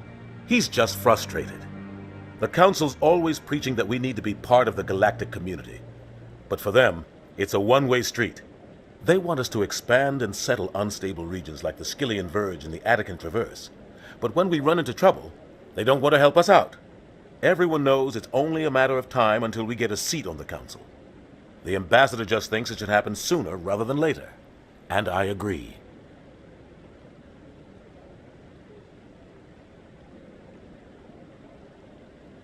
Maybe they'd let us join the Council if we were more willing to cooperate with the other species. Of course they would. If we did everything they told us to, they'd love to have us on the Council. But it wouldn't be much of a deal for us. I understand their side. They don't want us dominating the Council. It's founded on cooperation and alliances. But we have to look out for our own interests too. Tell me more about the Shadow Broker. He's a necessary evil of galactic politics. Buying and selling information is a part of the game, and the Shadow Broker just happens to be the best player on the field. Always sells to the highest bidder, Doesn't get involved in politics, doesn't pick sides. A simple system, but it works. He's not a threat to anyone, not directly. He's just a resource we can use, or she is. Or maybe they are. Nobody really knows.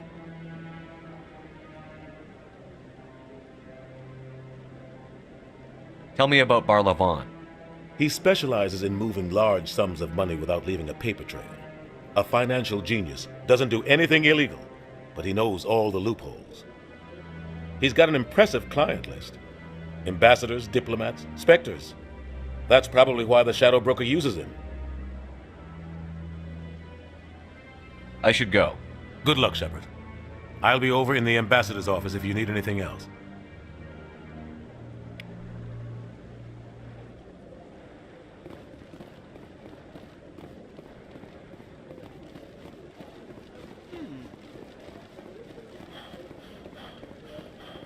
That guy's... What? Oh, no, I wasn't. Never mind.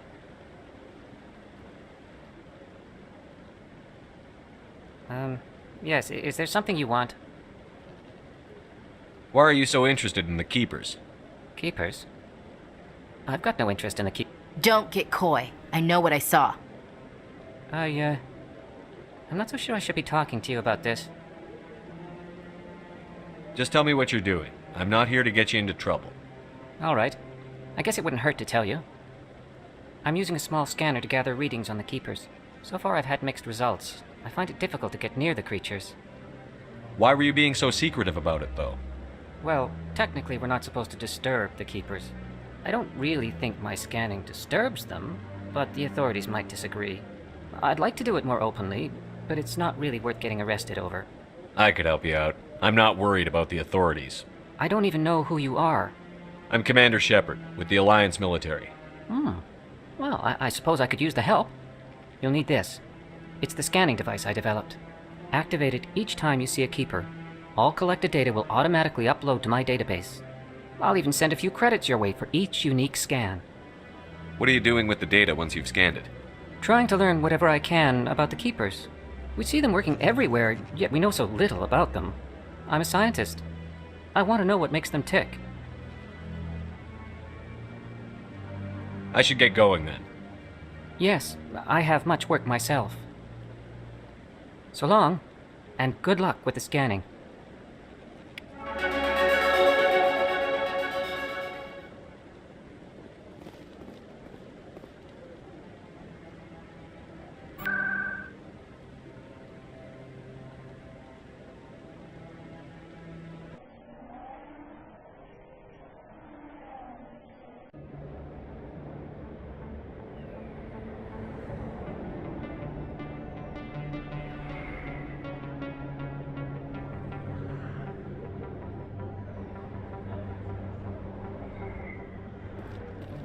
That's him.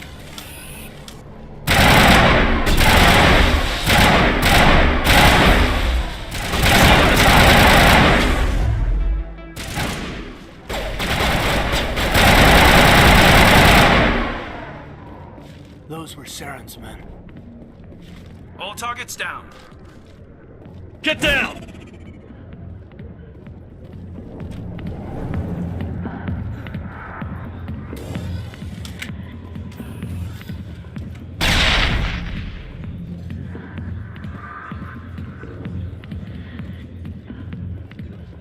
Not now. Commander! What do you want? What's bothering you, General? I've seen a lot of horrible things in my days, and there's only one woman in this damn galaxy that helps me forget it. So if you feel that way, then why spread lies about her? 'Cause she rejected me! Me! Septimus Oraka, General of the Turian Fleet! I think I can see why you're upset, but spreading these lies won't make it better. Look, kid, I appreciate what you're trying to do, but don't waste your time.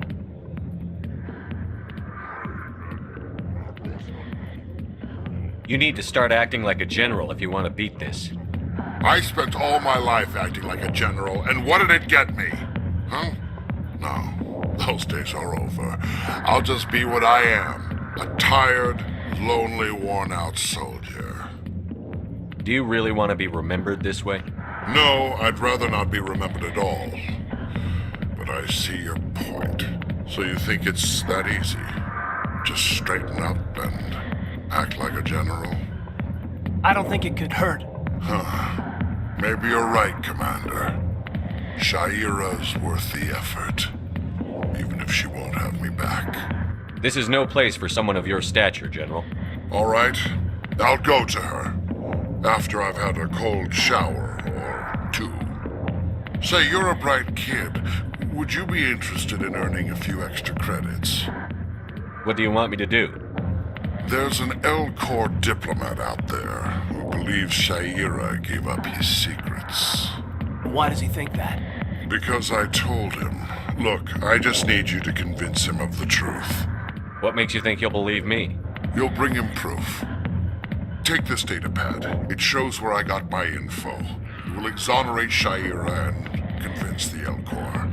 Who am I taking it to? Where is he? His name is Zoltan. He's an Elcor diplomat.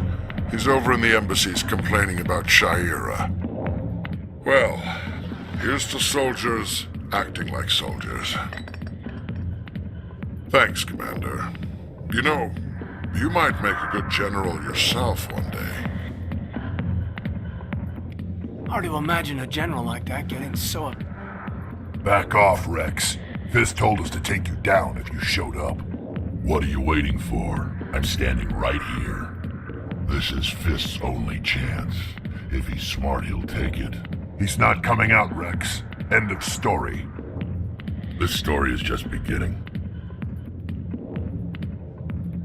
Out of my way, humans. I have no quarrel with you. What was that all about? Who knows? Let's just try not to get caught in the middle.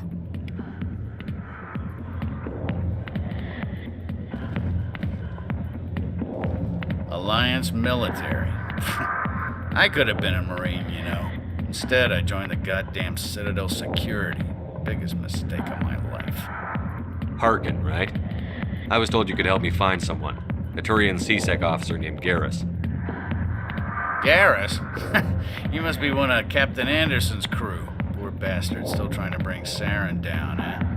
I know where Garrus is, but you gotta tell me something first. Did the captain let you in on his big secret? Is there something I should know about the captain? The captain used to be a Spectre. Didn't know that, did you? It was all very hush-hush. The first human ever given that honor, and then he blew it. Screwed up his mission so bad they kicked him out. Of course, he blames Saren. Says the Turians set him up. Why'd they kick him out? Have to ask him. I never heard any of the details. Bet it's a good story, though. The hero's fall. Classic tragedy.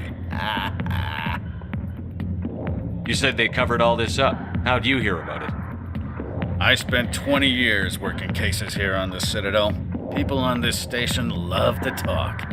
Secrets are like herpes. If you got them, you might as well spread them around. You're a pig. Just noticed that now, did you? Why should I believe a drunk like you? Fine, ask Anderson. I bet he tells you. He's too stupid and proud to lie right to your face. Just tell me where Garrus went. Garrus was sniffing around Dr. Michelle's office. She runs the med clinic on the other side of the wards. Last I heard, he was going back there. How well do you know Captain Anderson? Met him a few times over the years. One of those hardcore military guys. Yes, sir. No, sir. Can't have any fun with a stick up your ass, sir. That's probably why he climbed the Alliance ranks so fast. The military loves brown-nosers. The captain's a good soldier. Sure, whatever. Dress him in a fancy suit, pin some shiny medals on his chest, and call him a hero. Everybody else does.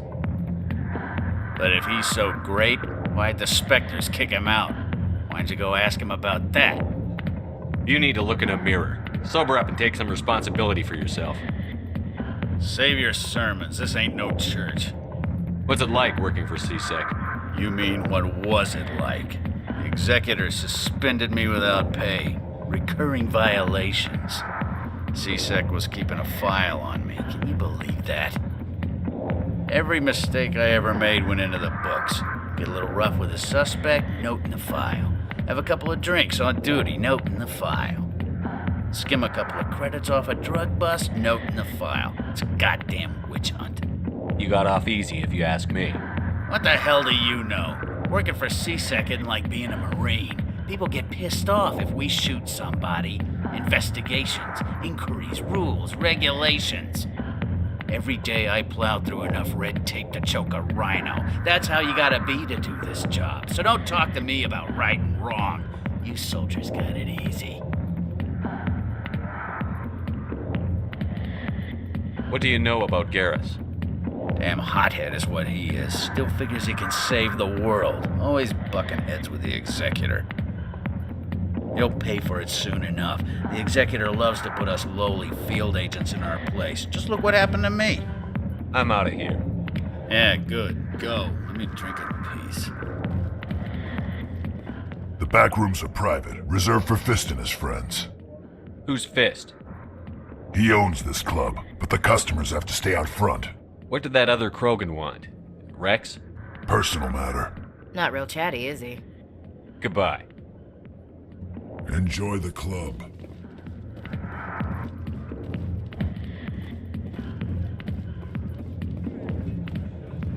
I got business here, but not with you.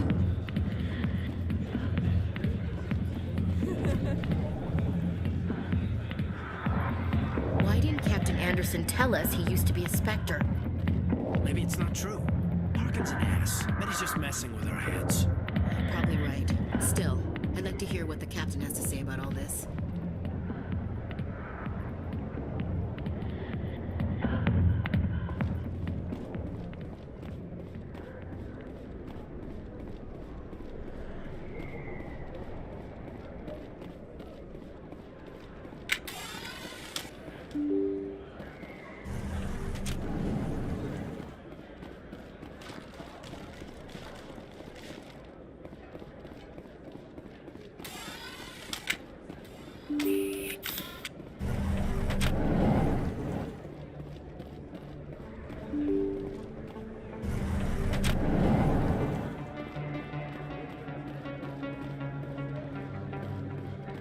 Hello there. Welcome to Moorland's famous shop. You want many good supplies, yes?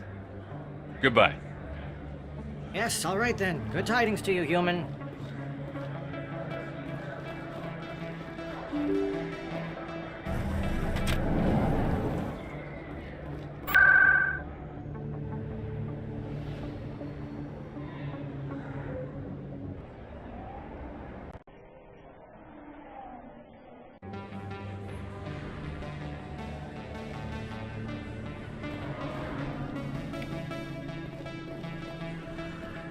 I didn't tell anyone, I swear! That was smart, Doc. Now if Garrus comes around, you stay smart. Keep your mouth shut or we'll... Who are you? Let her go! Ah!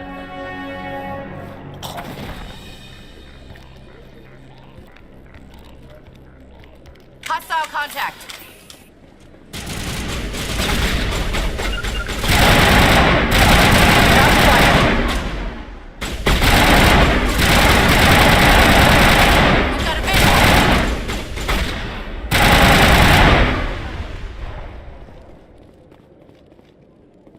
Area secured.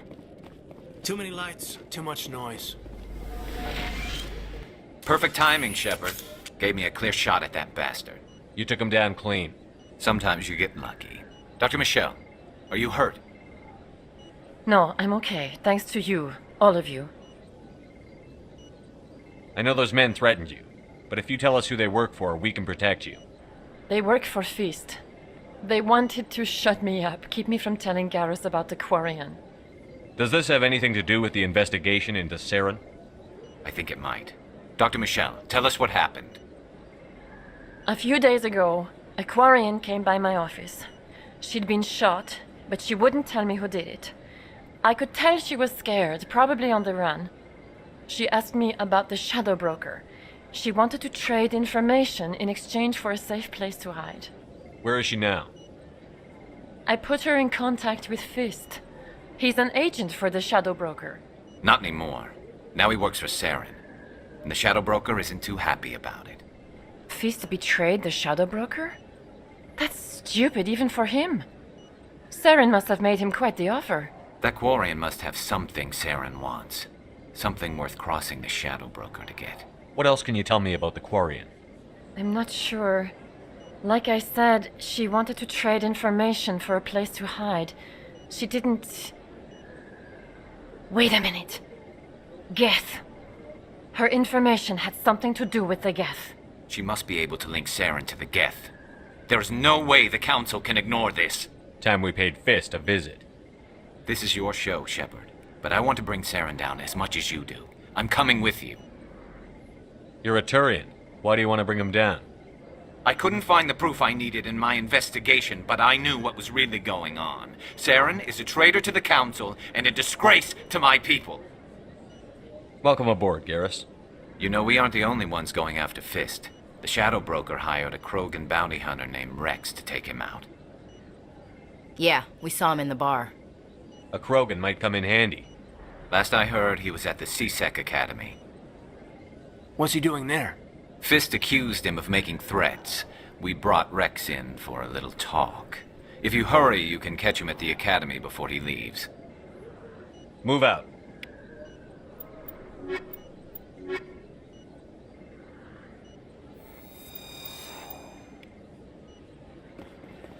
I never properly thanked you for saving me from Fist's thugs, Commander. I don't know what would have happened if you hadn't been there. You're a doctor. How did you end up here on the Citadel? My parents brought me here when I was young. My father was a medic with the Alliance.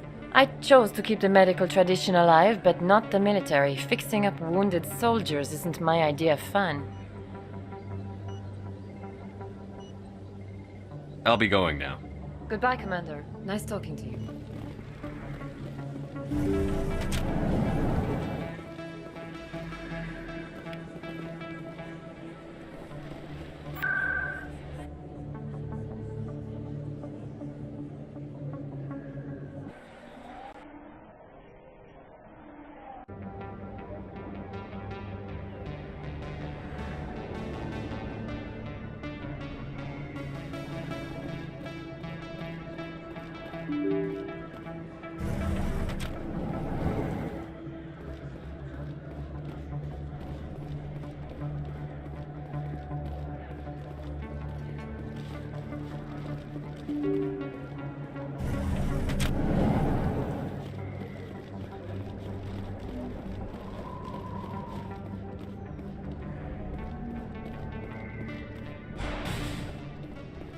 Looks like it's shut down.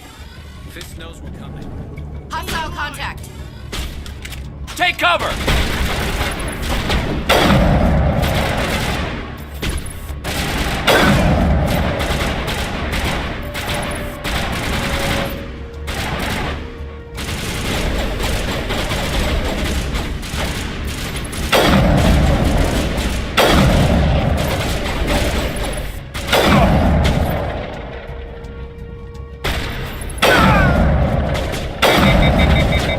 Shields disabled.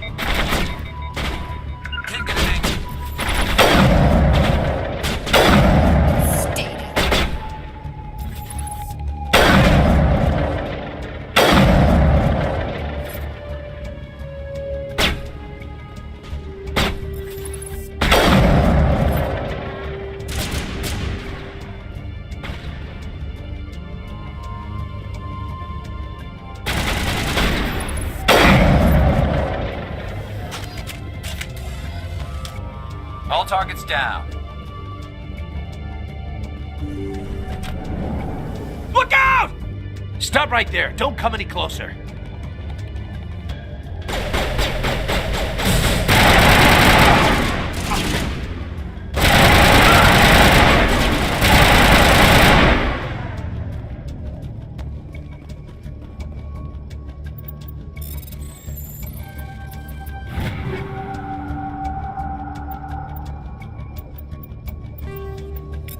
I think we're good, Shepard. Why do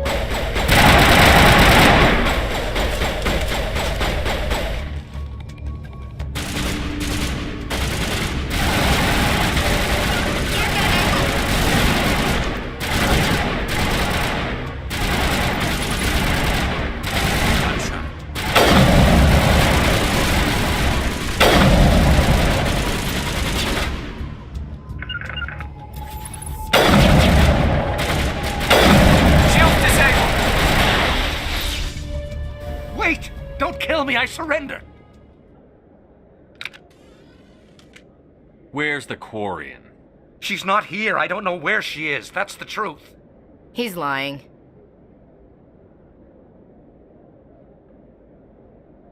Put a round in his leg, see if he talks. Wait, I don't know where the Quarian is, but I know where you can find her. The Quarian isn't here, said you'd only deal with the Shadow Broker himself. Impossible. The Shadow Broker only works through his agents. Nobody meets the Shadow Broker, ever. Even I don't know his true identity. But she didn't know that. I told her I'd set a meeting up. But when she shows up, it'll be Saren's men waiting for her. Give me the location. Now. Here on the wards, the back alley by the markets. She's supposed to meet them right now. You can make it if you hurry. Am I supposed to just forget your part in all this? Hey, I came clean. I told you about the meeting. Besides, I've got my own problems now. The Shadow Broker wants me dead. I have to disappear. Forget about me. I'm a ghost. You're not my concern. Don't worry, you'll never see me again.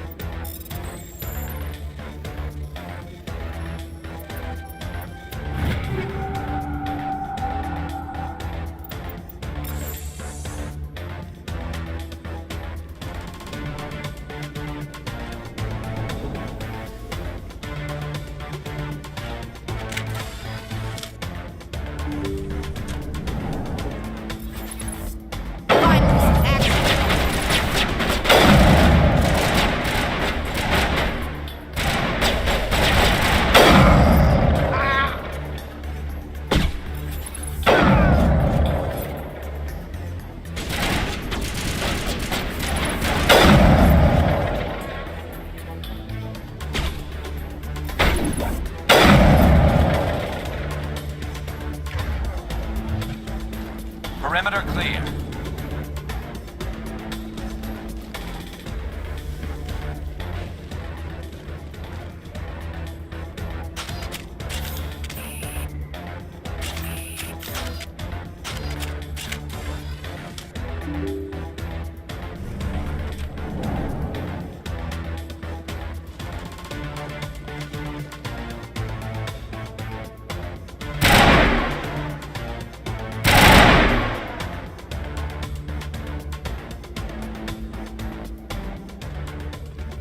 Did you bring it?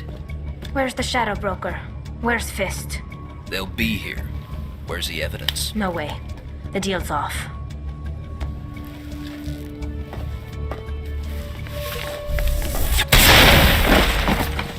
Enemy contact.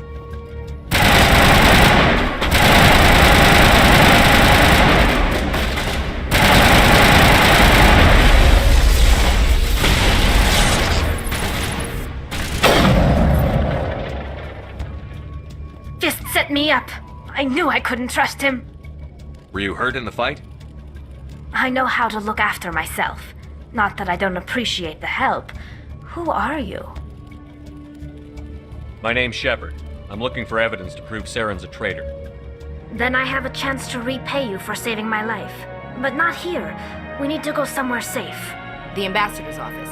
It's safe there. He'll want to see this anyway. You're not making my life easy, Shepard. Firefights in the wards, an all-out assault on Korra's den. Do you know how many... Who's this? A Quarian? What are you up to, Shepard? Making your day, Ambassador. She has information linking Saren to the Geth. Really? Maybe you better start at the beginning, Miss... My name is Tali. Tali Zora Naraya. We don't see many Quarians here. Why did you leave the flotilla?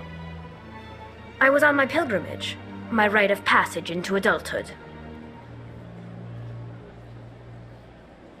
I've never heard of this before. It is a tradition among my people. When we reach maturity, we leave the ships of our parents and our people behind. Alone, we search the stars, only returning to the flotilla once we have discovered something of value. In this way, we prove ourselves worthy of adulthood. What kinds of things do you look for? It could be resources like food or fuel, or some type of useful technology, or even knowledge that will make life easier on the flotilla. Through our pilgrimage, we prove that we will contribute to the community, rather than being a burden on our limited resources. Tell us what you found. During my travels, I began hearing reports of Geth. Since they drove my people into exile, the Geth have never ventured beyond the Veil. I was curious. I tracked a patrol of Geth to an uncharted world. I waited for one to become separated from its unit. Then I disabled it and removed its memory core. I thought the Geth fried their memory cores when they died. Some kind of defense mechanism. How did you manage to preserve the memory core? My people created the Geth. If you're quick, careful, and lucky, small caches of data can sometimes be saved. Most of the core was wiped clean, but I salvaged something from its audio banks. Eden Prime was a major victory. The beacon has brought us one step closer to finding the conduit. That's Saren's voice. This proves he was involved in the attack. He said Eden Prime brought him one step closer to finding the conduit. Any idea what that means? The conduit must have something to do with the beacon. Maybe it's some kind of Prothean technology. Like a weapon. Wait, there's more. Saren wasn't working alone. Eden Prime was a major victory. The beacon has brought us one step closer to finding the conduit. And one step closer to the return of the Reapers. I don't recognize that other voice, the one talking about Reapers. Are they some kind of new alien species? According to the memory core, the Reapers were a hyper-advanced machine race that existed 50,000 years ago. The Reapers hunted the Protheans to total extinction, and then they vanished. At least, that's what the Geth believe. Sounds a little far-fetched. The vision on Eden Prime. I understand it now. I saw the Protheans being wiped out by the Reapers. The Geth revere the Reapers as gods, the pinnacle of non-organic life, and they believe Saren knows how to bring the Reapers back. The Council is just going to love this.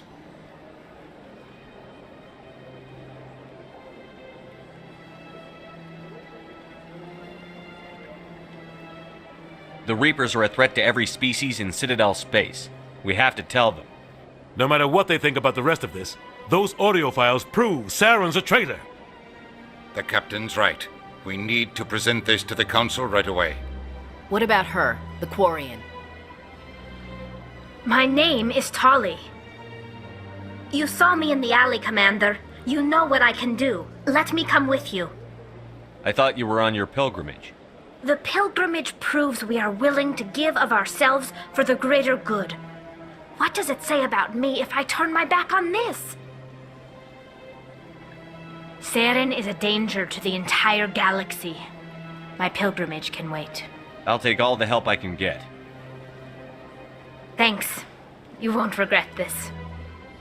Anderson and I will go ahead to get things ready with the Council. Take a few minutes to collect yourself, then meet us in the tower.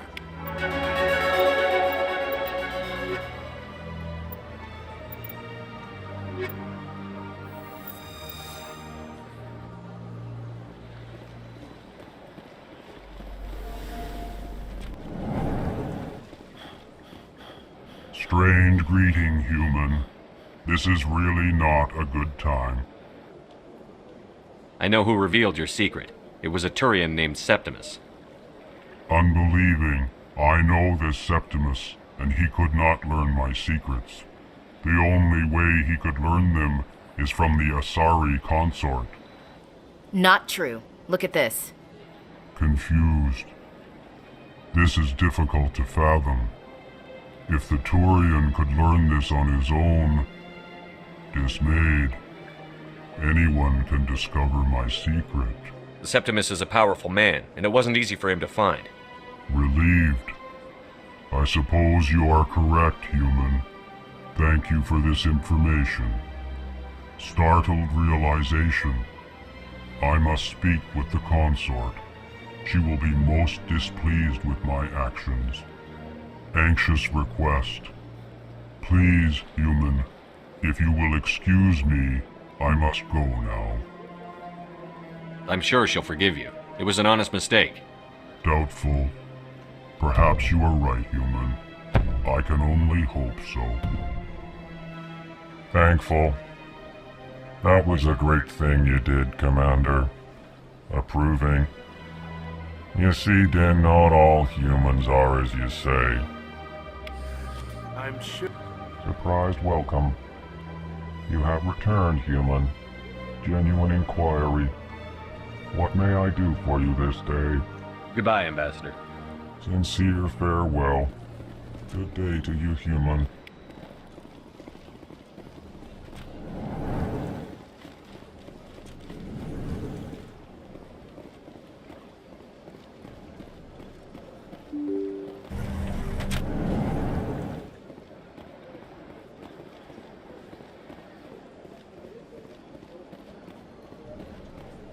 Excuse me, Commander Shepard. But could you spare a moment of your time?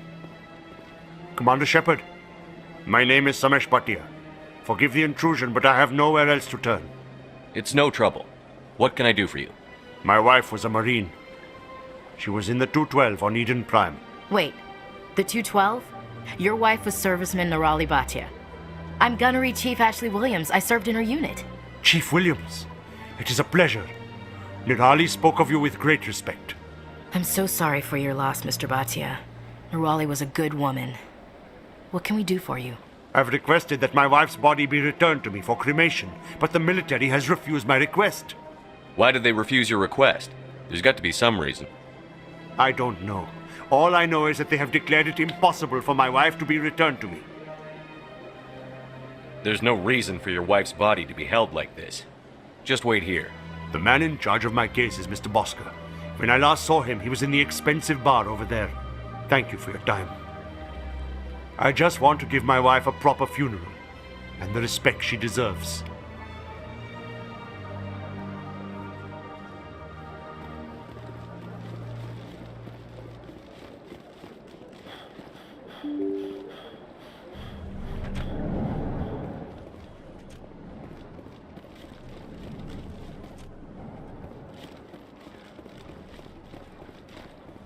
My goodness, you're Commander Shepard. Your activities made for quite a briefing in the Diplomatic Corps. Is there something I can do to assist you? Yes. A man named Samesh Bhatia is having some trouble claiming his wife's body. Ah, Mr. Bhatia. A good man in an understandably frustrating position. I wish I could help him. Serviceman Nirali Bhatia died on Eden Prime, as Mr. Bhatia no doubt told you. Her wounds are inconsistent with any type of weapon damage we've seen before. That is why her body is being held. You think her body might be dangerous or contaminated? No, Commander. Nirali Bhatia is not dangerous. Her body is in fact extremely valuable to the Alliance. The tests we're conducting may lead to better defenses against Geth attacks. Respectfully, Serviceman Bhatia may save more lives in death than she did in life.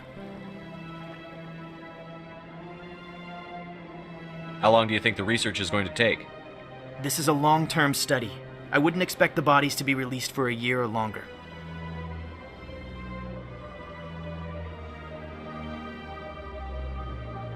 I'll tell Mr. Bhatia about this. It might make it easier for him to understand.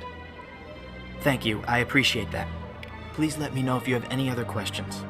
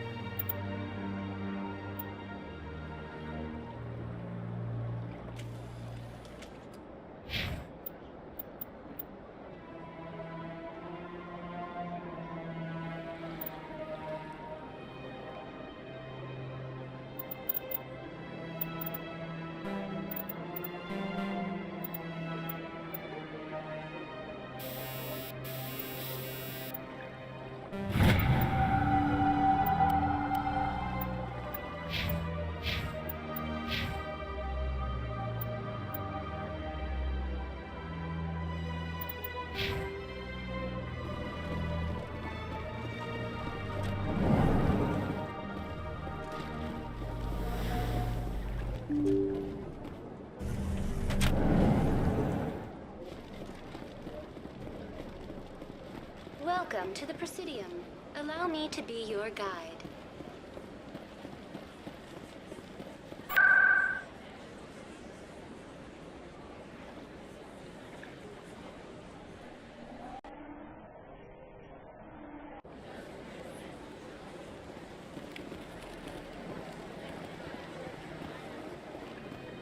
Septimus has sent word. Apparently, he sought the consort's forgiveness. That's right. It was a long time ago, though. I barely remember. What drew you back to the Citadel and to the consort? I don't know exactly. It may sound strange. Commander, I recently received a lovely note from Septimus. Thank you for speaking with him. Even the Alcor diplomat has withdrawn his campaign against me. It was my honor to aid you. You are too kind, Commander, but I would not expect you to help me out of the kindness of your heart. I also have one more thing to give you, if you are interested. I'd be honored. I offer a gift of words, an affirmation of who you are and who you will become. I see your skin, tough as the scales on any Turian, unyielding, a wall between you and everyone else, but it protects you, makes you strong. That strength is what kept you alive when everyone around you was dying. You alone survived. You will continue to survive. This may be who you are, but it is not who you will become. It only forms the basis for your future greatness. Remember these words when doubt descends, Commander. You have quite a gift, Shaira. Thank you. Not everyone appreciates it as you do. Never underestimate the power of words. Here, Commander. In light of your efforts with the Alcor ambassador, I would like you to have this small trinket. What is it? A small mystery. I have never learned its use or purpose, but I sense it is time for me to pass it on. And now I must ask you to leave. I have done everything I can for you. Remember my words, Commander Shepard. They will give you strength.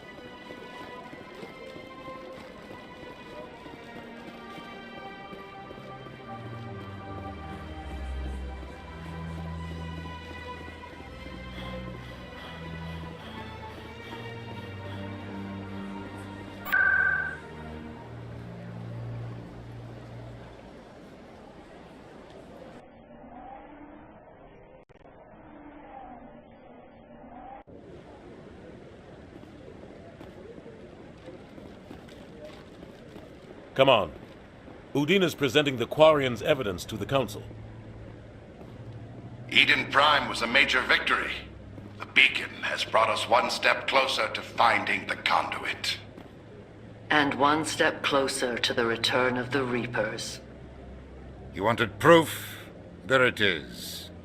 This evidence is irrefutable, Ambassador.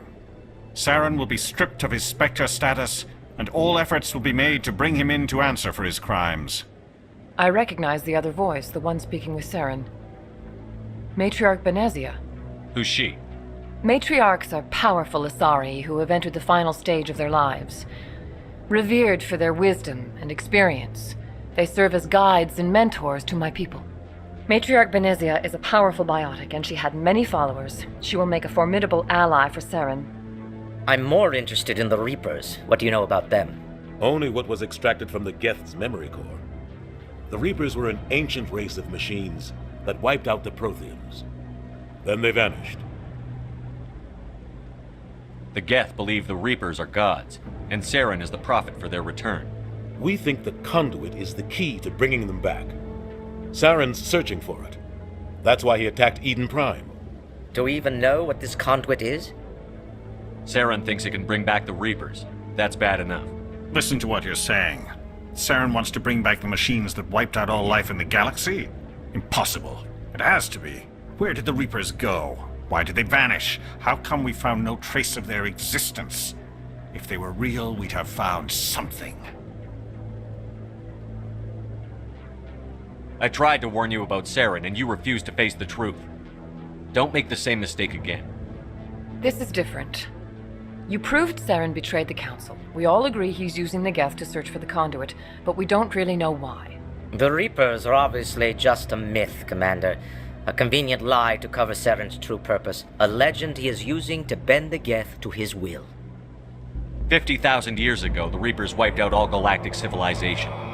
If Saren finds the conduit, it will happen again. Saren is a rogue agent on the run for his life. He no longer has the rights or resources of a Spectre. The Council has stripped him of his position. That is not good enough.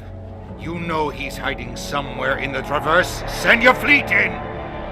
A fleet cannot track down one man. A Citadel fleet could secure the entire region, keep the Geth from attacking any more of our colonies.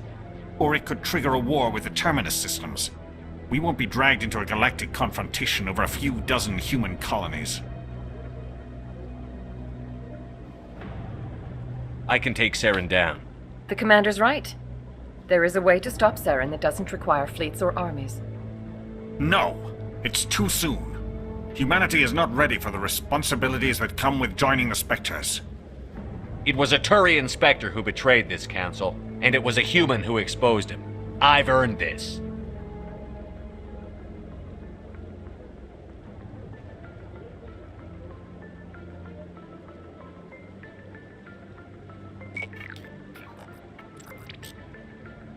Commander Shepard, step forward.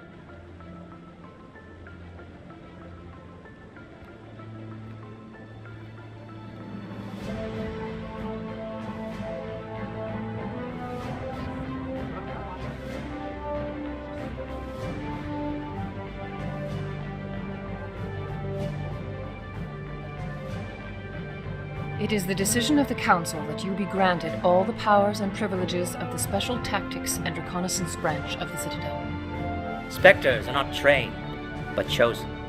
Individuals forged in the fire of service and battle. Those whose actions elevate them above the rank and file. Spectres are an ideal, a symbol, the embodiment of courage, determination, and self-reliance. They are the right hand of the Council, instruments of our will. Spectres bear a great burden. They are protectors of galactic peace, both our first and last line of defense. The safety of the galaxy is theirs to uphold. You are the first human Spectre, Commander. This is a great accomplishment for you and your entire species. I'm honored, Counselor. We're sending you into the Traverse after Saren. He's a fugitive from justice, so you are authorized to use any means necessary to apprehend or eliminate him. Any idea where to find him? We will forward any relevant files to Ambassador Udina. This meeting of the Council is adjourned.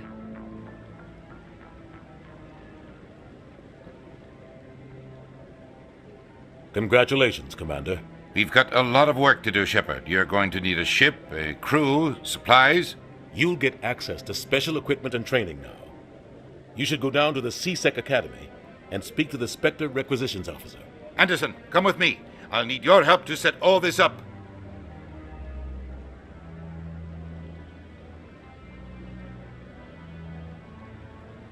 I expected your ambassador to be more grateful.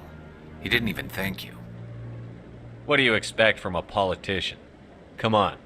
Right behind you, Commander.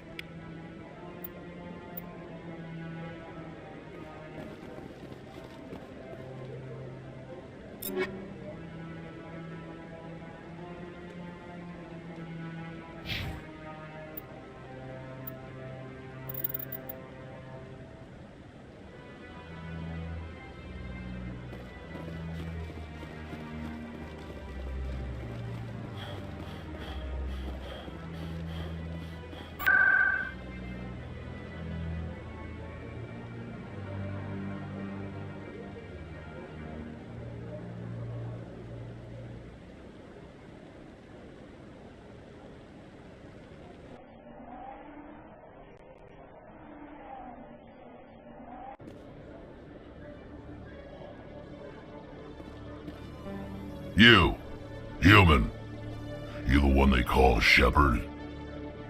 That's me, Commander Shepard. The name's Rex. The Shadow Broker paid me a lot of money to get rid of Fist. Only you got there first. Sounds like I did your job for you. When I get paid to do a job, I finish it. Alone. I don't like where this is going.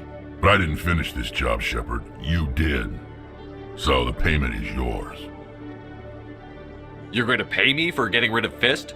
I won't take credit for someone else's work. I transferred the payment into your account.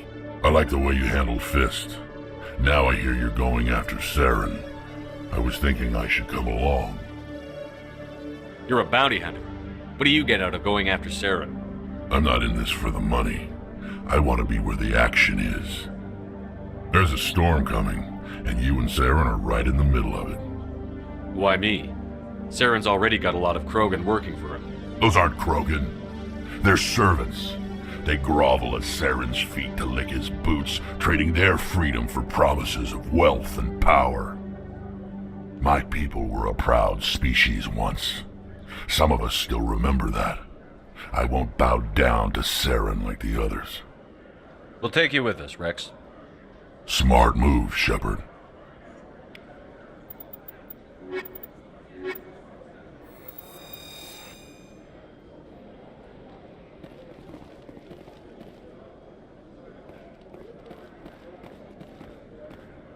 In light of the recent attack on Eden Prime, many colonial investors are pulling their support for future projects.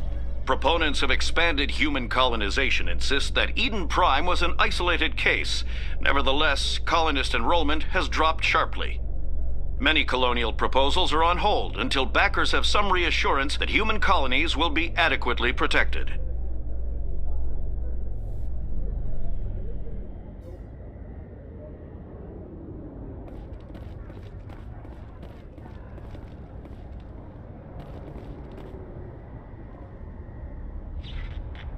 I've got big news for you, Shepard. Captain Anderson is stepping down as commanding officer of the Normandy. The ship is yours now.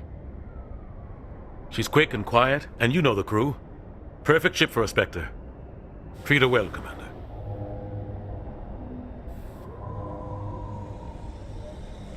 I'll take good care of her, sir. I know you will, Commander.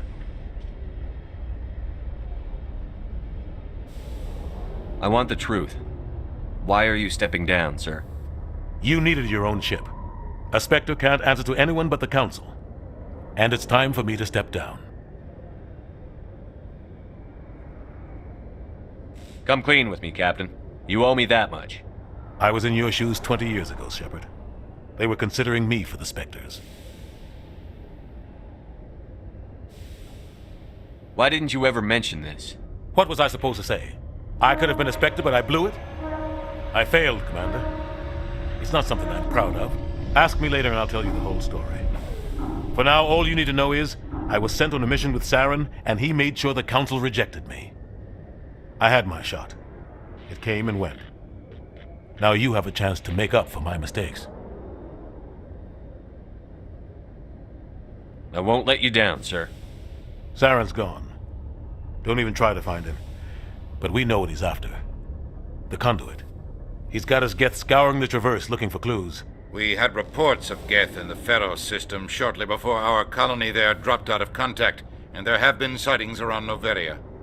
Find out what Saren was after on Pharos and Noveria. Maybe you can figure out where the Conduit is before he does. The Reapers are the real threat. I'm with the Council on this one, Shepard. I'm not sure they even exist. But if they do exist, the Conduit's the key to bringing them back. Stop Saren from getting the Conduit, and we stop the Reapers from returning. I'll stop him.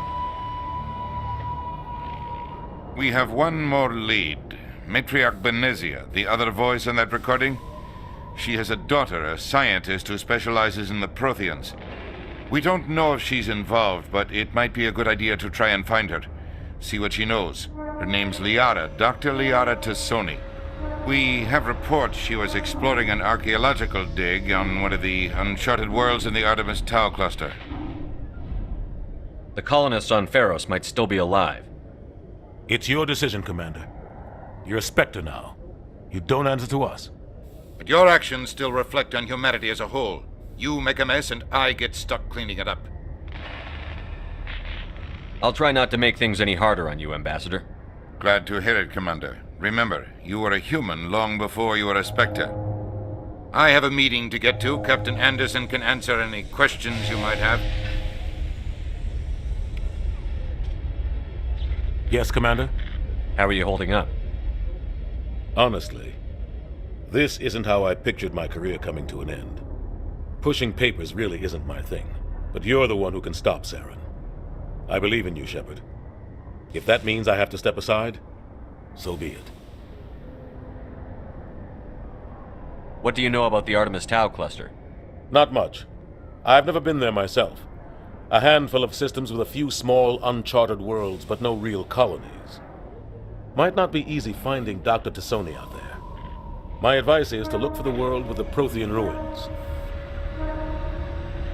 Any extra intel you can give me on our colony at Pharos? The entire planet used to be one giant Prothean city. Mostly ruins now.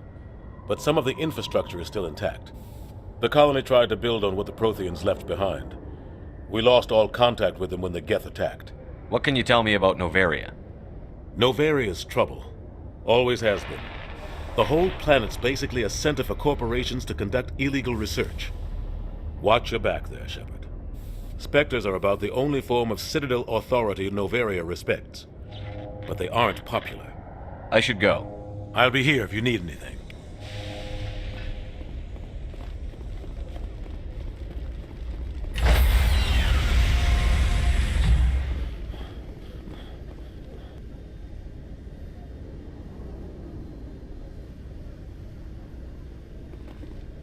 Stand by, shore party. Decontamination. I heard what happened to Captain Anderson. Survives 100 battles and then gets taken down by backroom politics. Just watch your back, Commander. Things go bad on this mission, you're next on their chopping block. Captain Anderson should be the one in charge. It's like I'm stealing the ship from him. Yeah, the captain got screwed. But it's not like you could have stopped it. Nobody's blaming you.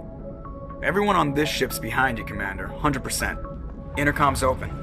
If you got anything you want to say to the crew, now's the time. This is Commander Shepard speaking. We have our orders. Find Saren before he finds the conduit. I won't lie to you, crew. This mission isn't going to be easy. For too long, our species has stood apart from the others. Now it's time for us to step up and do our part for the rest of the galaxy. Time to show them what humans are. Our enemy knows we're coming. When we go into the Traverse, Saren's followers will be waiting for us. But we'll be ready for them, too.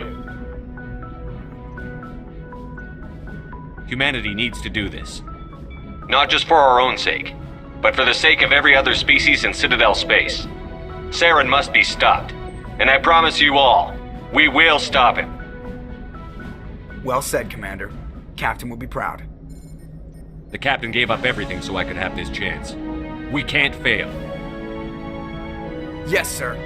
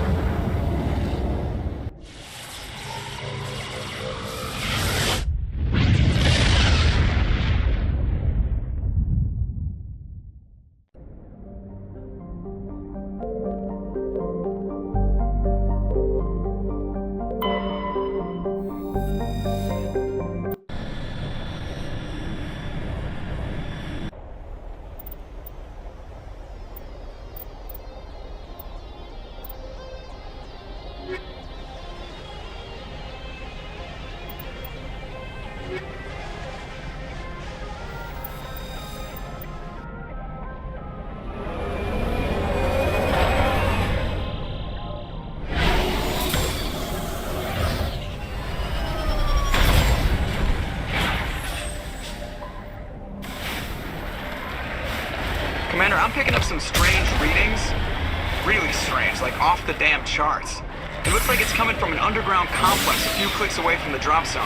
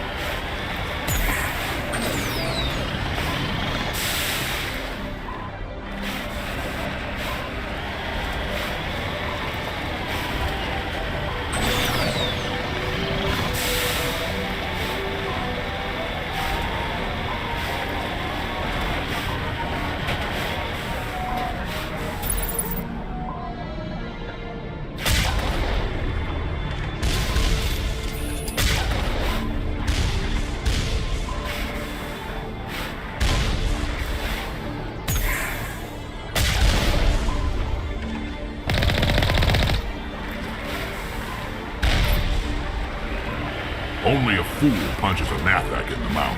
He should sneak around and pull its tail.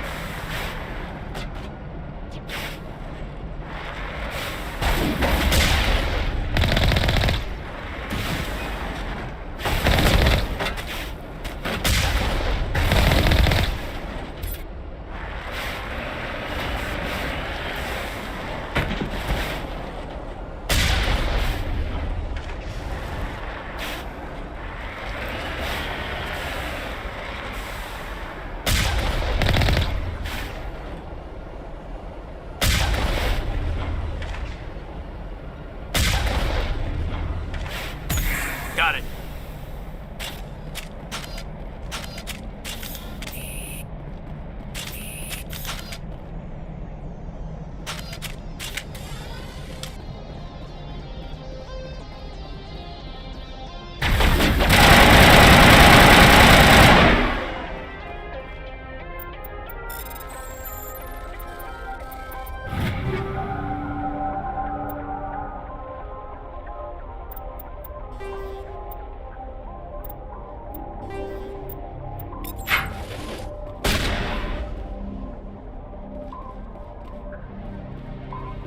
Check contacts, Commander.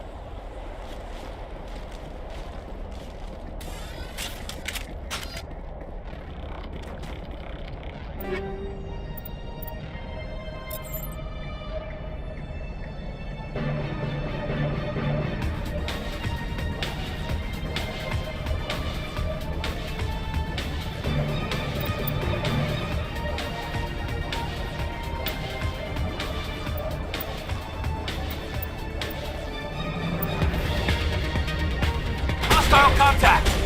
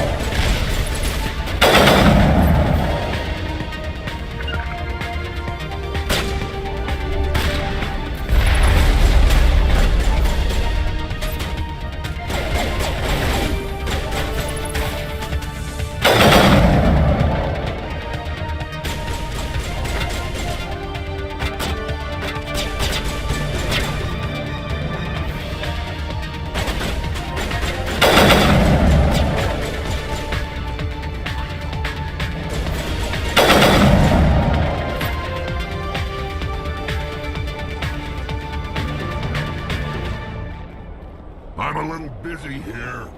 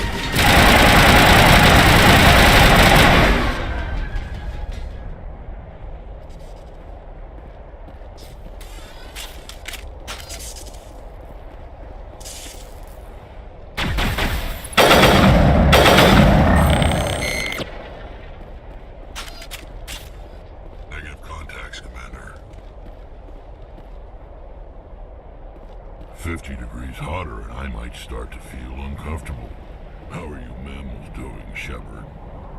At least it's a dry heat.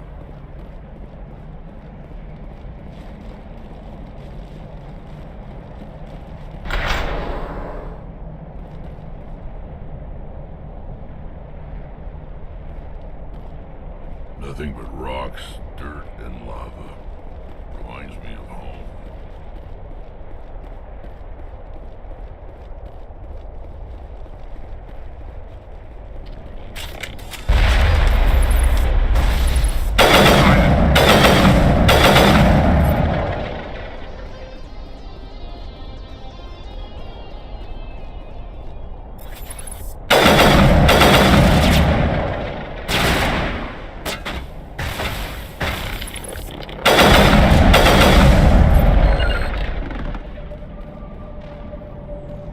I think we got him, Commander.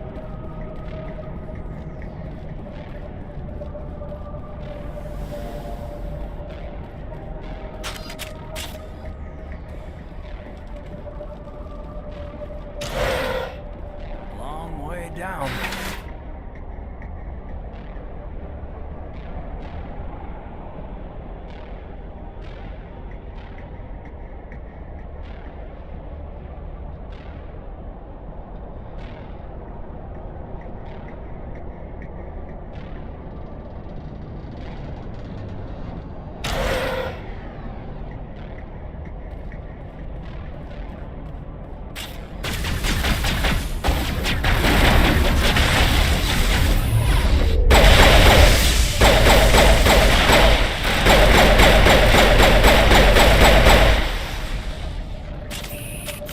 Sterile white. Protheans sure build things homey.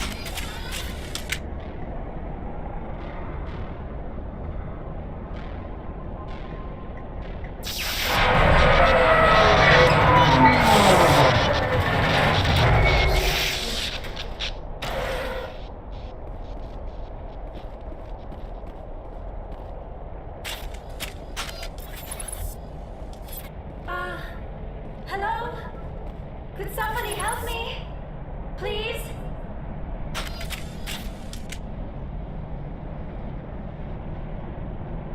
Can you hear me out there?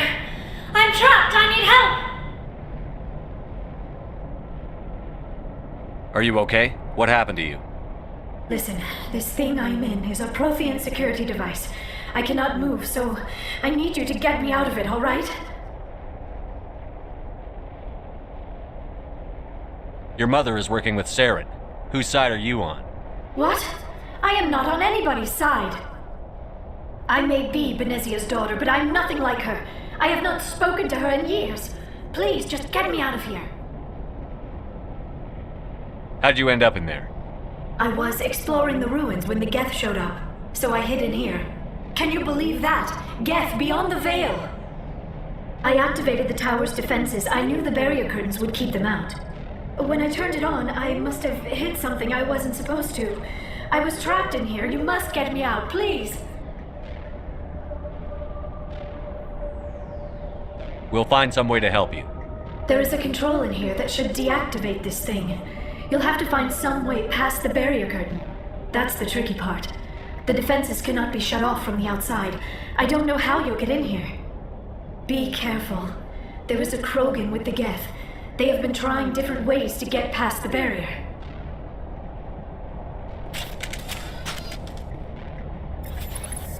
Finally, some action!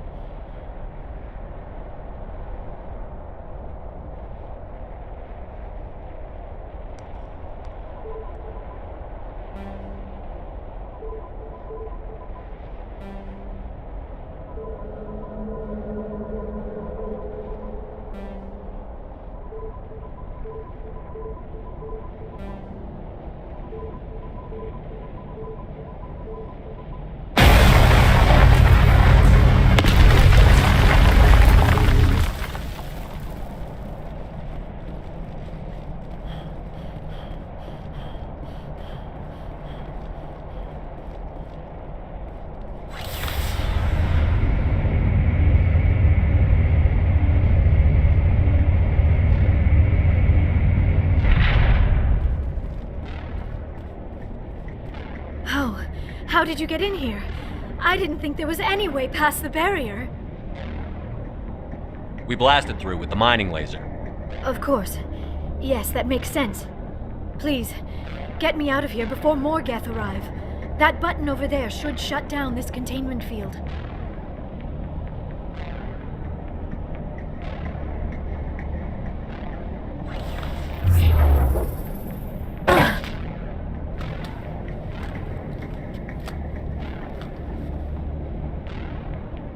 Any idea how we get out of this place? There is an elevator back in the center of the tower. At least I think it's an elevator. It should take us out of here. Come on! I still cannot believe all this. Why would the Geth come after me? Do you think Benezia's involved? Saren's looking for the conduit. You're a Prothean expert. He probably wants you to help him find it. The conduit, but I don't know. What the hell was that? These ruins are not stable. That mining laser must have triggered a seismic event. We have to hurry. The whole place is caving in. Joker, get the Normandy airborne and lock in on my signal. On the double, mister. Aye, aye, Commander. Secure and away. ETA 8 minutes. Not much margin for error. If I die in here, I'll kill him.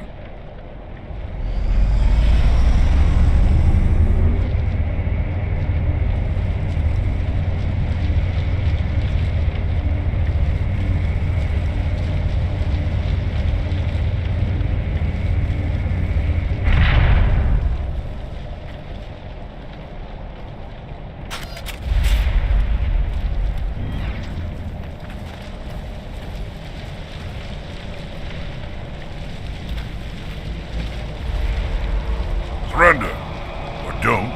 That would be more fun. We don't have time to deal with this idiot. Charge! I like your attitude. Watch out! There's the target.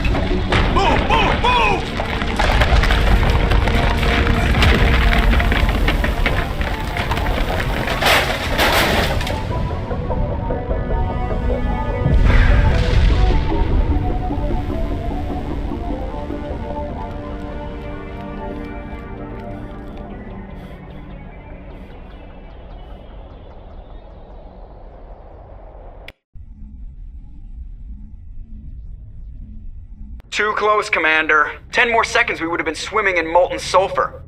The Normandy isn't equipped to land in exploding volcanoes. They tend to fry our sensors and melt our hull. Just for future reference. We almost died out there and your pilot is making jokes? Joker pulled our asses out of there. I think he's earned the right to a few bad jokes. I see. It must be a human thing. I don't have a lot of experience dealing with your species, Commander. But I am grateful to you. You saved my life back there, and not just from the volcano. Those Geth would have killed me or dragged me off to Saren. What did Saren want with you? Do you know something about the conduit? Only that it was somehow connected to the Prothean extinction. That is my real area of expertise. I have spent the past 50 years trying to figure out what happened to them. How old are you exactly? I hate to admit it, but I am only 106. Damn! I hope I look that good when I'm your age. A century may seem like a long time to a short-lived species like yours, but among the Asari I am barely considered more than a child. That is why my research has not received the attention it deserves. Because of my youth, other Asari scholars tend to dismiss my theories on what happened to the Protheans. I've got my own theory on why the Protheans disappeared. With all due respect, Commander, I have heard every theory out there. The problem is finding evidence to support them. The Protheans left remarkably little behind. It is almost as if someone did not want the mystery solved. It is like someone came along after the Protheans were gone and cleansed the galaxy of clues. But here is the incredible part. According to my findings, the Protheans were not the first galactic civilization to mysteriously vanish. This cycle began long before them. Where'd you come up with this theory? I thought there wasn't any evidence. I have been working on this for 50 years. I have tracked down every scrap and shred of evidence. Eventually, subtle patterns start to emerge, patterns that hint at the truth. It is difficult to explain to someone else. I cannot point to one specific thing to prove my case. It is more a feeling derived from a half-century of dedicated research. But I know I'm right, and eventually I will be able to prove it. There were other civilizations before the Protheans. This cycle has repeated itself many times over. If the Protheans weren't the first, then who was? I don't know.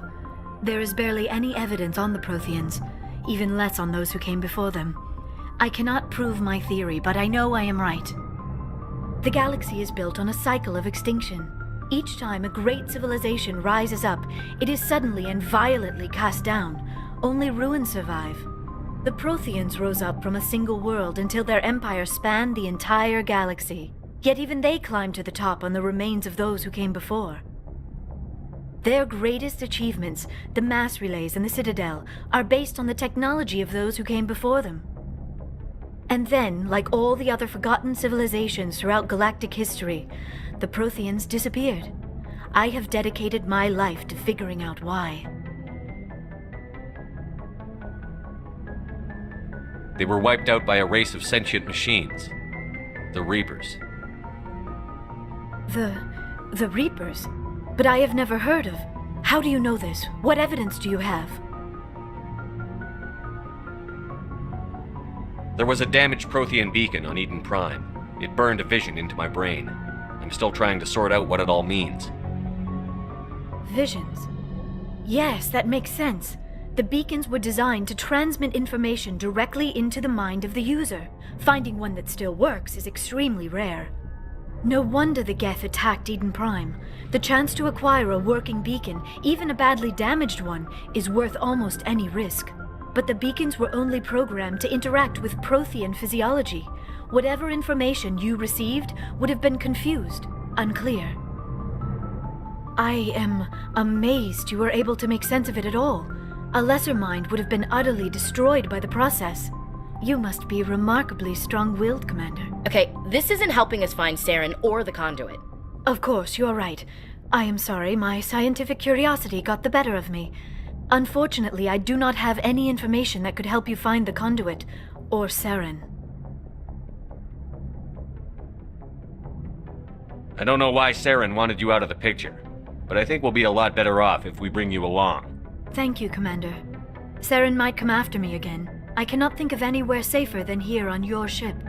And my knowledge of the Protheans might be useful later on. And her biotics will come in handy when the fighting starts. Good to have you on the team, Liara. Thank you, Commander. I am very grateful. Oh, I am afraid I am feeling a bit lightheaded. When was the last time you ate or slept? Dr. Chakwa should take a look at you. It is probably just mental exhaustion, coupled with the shock of discovering the Protheans' true fate.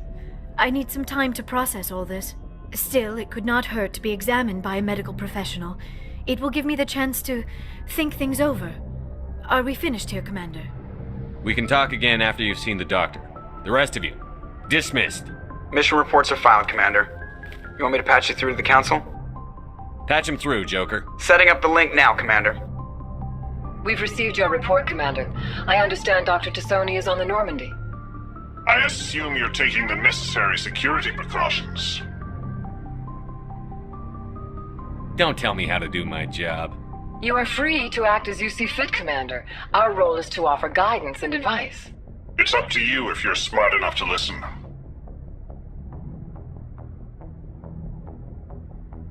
I don't need this. Communications cut, Commander.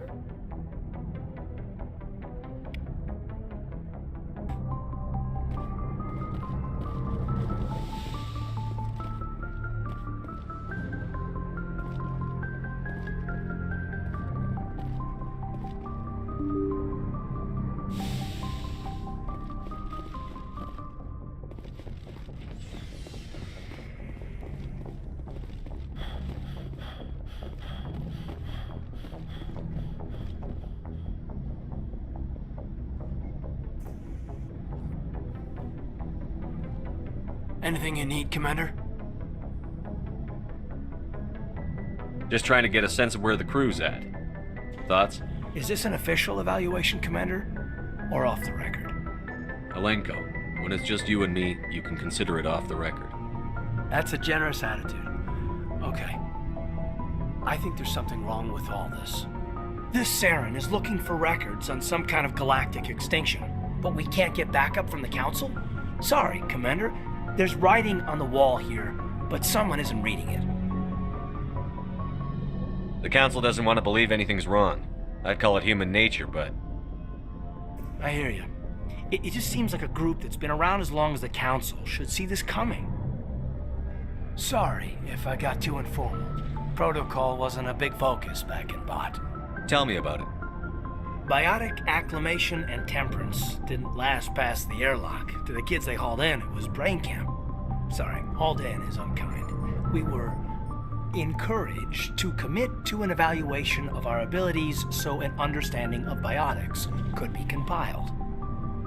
There are worse results of accidental exposure to element 0 in the womb. Beats the brain tumors some kids grew up with. Is there some question about how you were exposed? My mother was downwind of a transport crash. It was before there were human biotics, a little after the discovery of the Martian ruins. It only gets iffy around 63 when Kinetics was running out of first-gen subjects. Until then, they'd relied on accidentals. A bunch of guys in suits show up at your door after school, and next thing you know, you're out on Jump Zero. Jump Zero is Gagarin Station, right? What's it like? Yeah, that's the official name. Biggest and farthest facility we had for decades. Right on the termination shock, the outer edge of the solar system. It's where they did all the Goose Chase FTL research before we caught on to using mass effect fields. It was a sterile research platform when I was there. There were other kids in the same boat, right? At least you weren't alone out there. That's true. We did have a little circle that'd get together every night before lights out.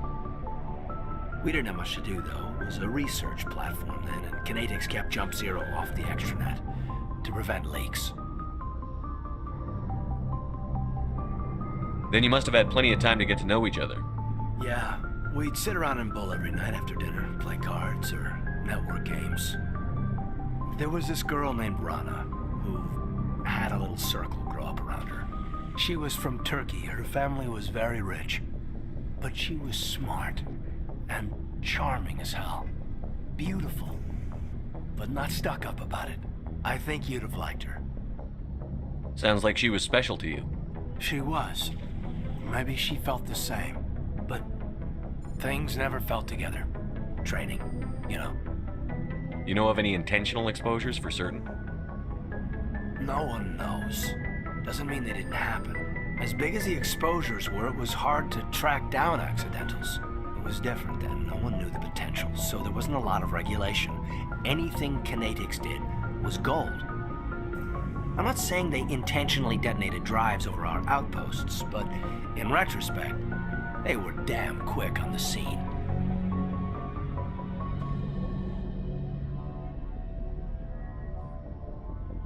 Jump Zero's a long way from home.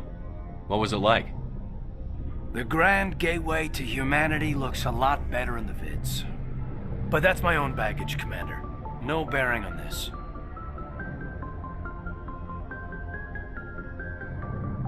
Alenko, there's no regulation that says you can't be friends with your commander. I appreciate that, Commander. I just don't want you to think that I'm a whiner. Besides, I've got my past squared away.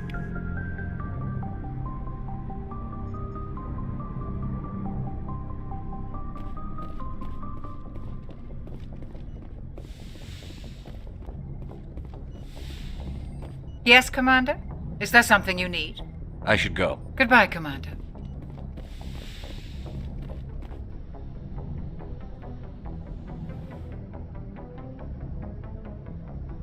Commander, are you coming to check up on me? You look much better. How are you feeling? Dr. Chakwas assures me I am going to be fine. I was impressed with her knowledge of Asari physiology. You're in good hands. Dr. Chakwas knows what she's doing. I never properly thanked you for saving me from the Geth, Commander. If you hadn't shown up... I'm just glad we got there in time. So am I. I know you took a chance bringing me aboard this ship. I have seen the way your crew looks at me. They do not trust me. But I am not like Benezia. I will do whatever I can to help you stop Saren. I promise. Don't worry, Liara. I trust you. I know you won't let me down. It means a lot to hear you say that, Commander. Thank you. Tell me about yourself, Liara. Me? I am afraid I am not very interesting, Commander. I spend most of my time on remote digs, unearthing mundane items buried in long-forgotten Prothean ruins. Sounds dangerous. And lonely. Sometimes I would run afoul of indigenous life forms or stumble across a small band of mercenaries or privateers, but I was always careful. Until the Geth followed me to Artemis Tau, I never found myself in any situation my biotics could not handle. As for the solitude, well, that is one aspect that most appealed to me. Sometimes I just need to get away from other people. You don't like other people? I suppose it comes from being a matriarch's daughter. People expected me to follow in Benezia's footsteps. They wanted me to become a leader of our people. Matriarchs guide their followers into the future. They seek the truth of what is yet to come. Maybe that's why I became so interested in the secrets of the past. It sounds so foolish when I say it out loud.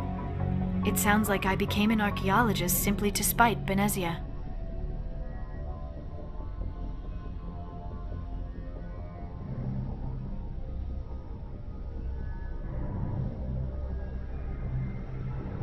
All children rebel against their parents. It's a natural part of growing up. Aha, you share the wisdom of the matriarch, Shepard. That is exactly what Benezia said when I told her of my decision. But there was more to it than that. I felt drawn to the past. The Protheans were these wondrous, mysterious figures. I wanted to know everything about them. That is why I find you so fascinating. You were marked by the beacon on Eden Prime. You were touched by working Prothean technology. Sounds like you want to dissect me in a lab somewhere. What? No! I did not mean to insinuate. I never meant to offend you, Shepard. I only meant that you would be an interesting specimen for an in-depth study. No, that's even worse. Calm down, Liara. I was only joking. Joking? Oh, by the goddess, how could I be so dense? You must think I am a complete and utter fool.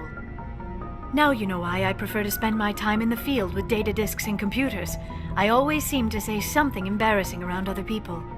Please, just pretend this conversation never happened. Do you know why Benezia joined up with Saren? I don't understand it.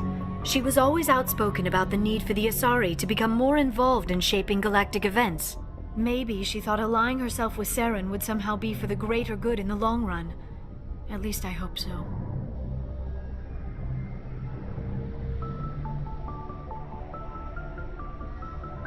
This hurts you, doesn't it? None of this makes any sense to me. I have not spoken to Benezia in many years, but I know her, and this was not like her. Something changed.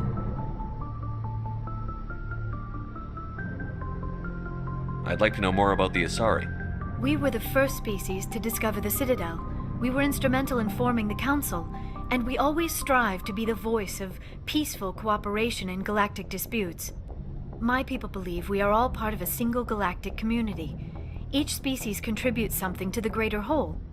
Although we seek to understand other species, it seems few of them seek to understand us. The galaxy is filled with rumors and misinformation about my people. Like what? Most of the inaccuracies are centered around our mating rituals. My species is monogendered. Male and female have no real meaning for us. We still require a partner to reproduce. This second parent, however, may be of any species and any gender. I don't understand. Your species can mate with anyone? Mating is not quite the proper term, not as you understand it. Physical contact may or may not be involved, but it is not an essential element of the union. The true connection is mental. Our physiology allows us to meld with other beings. We can touch the very depths of their minds. We explore the genetic memory of their species. We share the most basic elements of their individual and racial identities. We then pass these traits on to our daughters. It is how we learn to grow as a species and how we develop a greater understanding of other races. What happens to your partner after the union? Every relationship is different. Some unions are a single encounter with both parents parting ways afterwards. Others can be more long-term. Sometimes an Asari and her partner will stay together for many decades.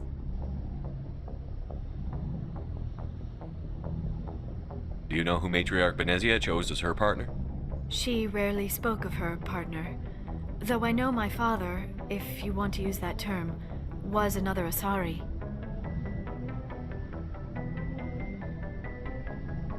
I thought you always needed another species to serve as one of the parents. Think about it, Shepard. If we were not able to mate with our own species, we would have died out long before we ever mastered spaceflight and left our homeworld. Union with our own kind is no longer common, not for the purposes of reproduction. Most Asari believe it weakens our species. Asari daughters inherit racial traits from the father species. If both parents are Asari, then nothing has been gained, or so conventional wisdom would hold. I am what is sometimes called a pureblood, though no Asari would ever be cruel enough to say the word to my face. It is a great insult among my people. It is possible Benezia's partner was embarrassed by their union. She may have been too ashamed to publicly acknowledge me as her offspring.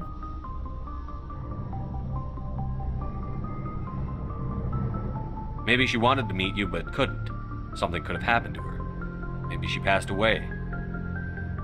You might be right. I hope you are. But I have no way to know for sure. Benezia never spoke of her partner.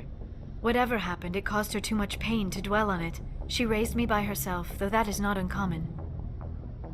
Many Asari raise their children alone, particularly if the father species is short-lived. Often the partner will pass on long before the child reaches maturity.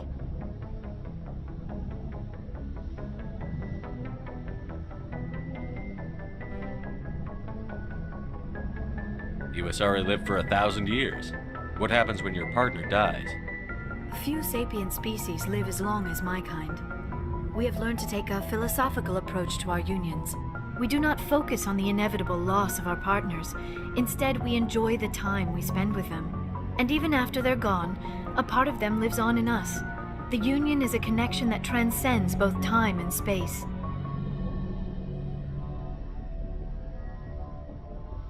I should go. Goodbye, Shepard.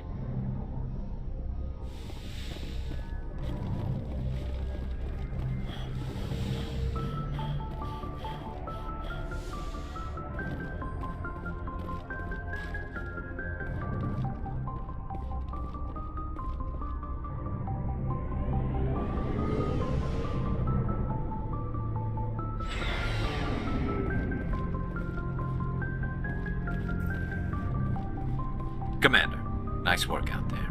I knew working with a Spectre would be better than life at CSEC. Have you worked with a Spectre before? Well, no, but I know what they're like. Spectres make their own rules. You're free to handle things your way. At CSEC, you're buried by rules. The damn bureaucrats are always on your back.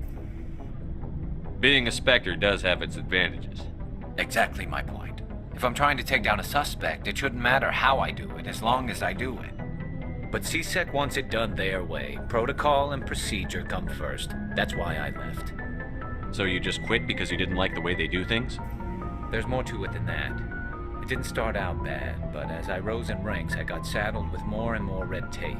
CSEC's handling of Saren was typical. I just couldn't take it anymore. I hate leaving.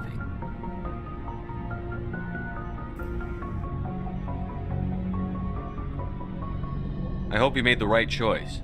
I'd hate for you to regret it later. Well, that's sort of why I teamed up with you. It's a chance for me to get off the Citadel, see how things are done outside CSEC. Either way, I plan to make the most of this. And without CSEC headquarters looking over my shoulder, well, maybe I can get the job done my way for a change. As long as you do your job well, you're free to go about your business as you see fit. Thank you, Commander.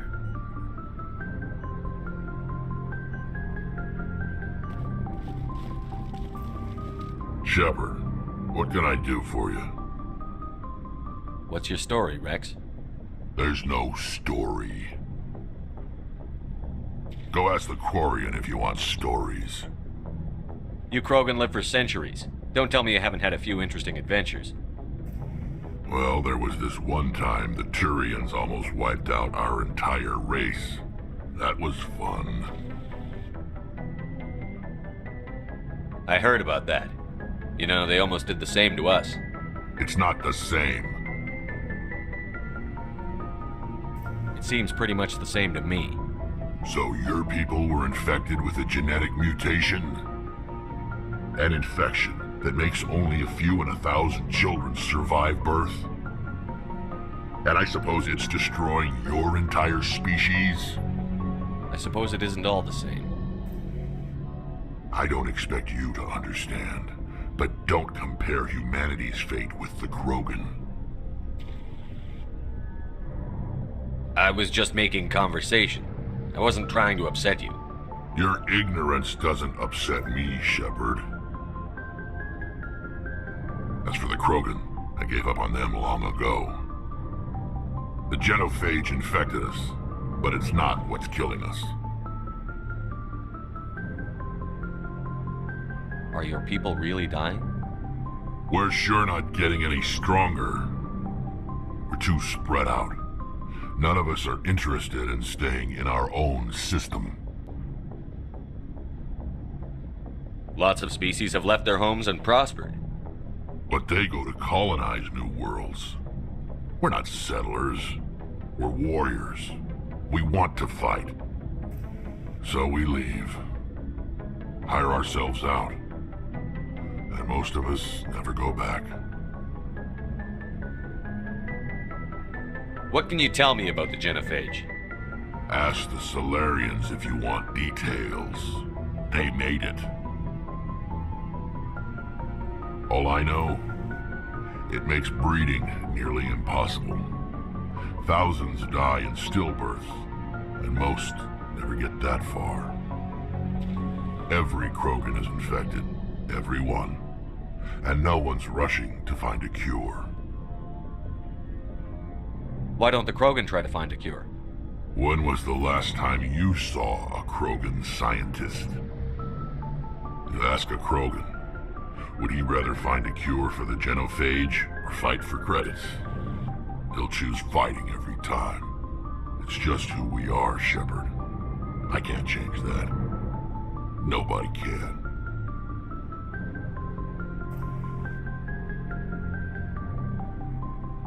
So long, Rex. Shepard. Commander, you have a minute to talk? I keep an open door policy. If you have any concerns, lay them on me. All right. I know things are different aboard the Normandy, but I'm concerned about the aliens, Vakarian and Rex. With all due respect, Commander, should they have full access to the ship? They may not serve the Alliance, Chief, but they're allies. At least as far as Saren goes. This is the most advanced ship in the Alliance Navy. I don't think we should give them free rein to poke around the vital systems. Engines, sensors, weapons. That's enough, Chief. You always second-guess your superiors? Sir! No, sir. I'm sorry, I was out of line. I'll get back to my duties, Commander. Commander? What's your opinion on the last mission? Not sure I buy Dr. Tassoni's story about her and her mom not talking. They're family, right? I think she's being straight with us. Or at least, I don't think she lies very often. Yeah, she's probably really bad at it. Hey, want me to ask her about her sex life? Might be illuminating. I don't think she's used to teasing. Good-natured or otherwise. No fun, Commander. Too bad those ruins got destroyed. I mean, they lasted thousands of years. That's impressive. Do you have a few minutes to talk one-on-one? I'm sorry, Commander. I need to get my duties squared away. I wouldn't mind talking more later, though. Dismissed, Chief. Sir.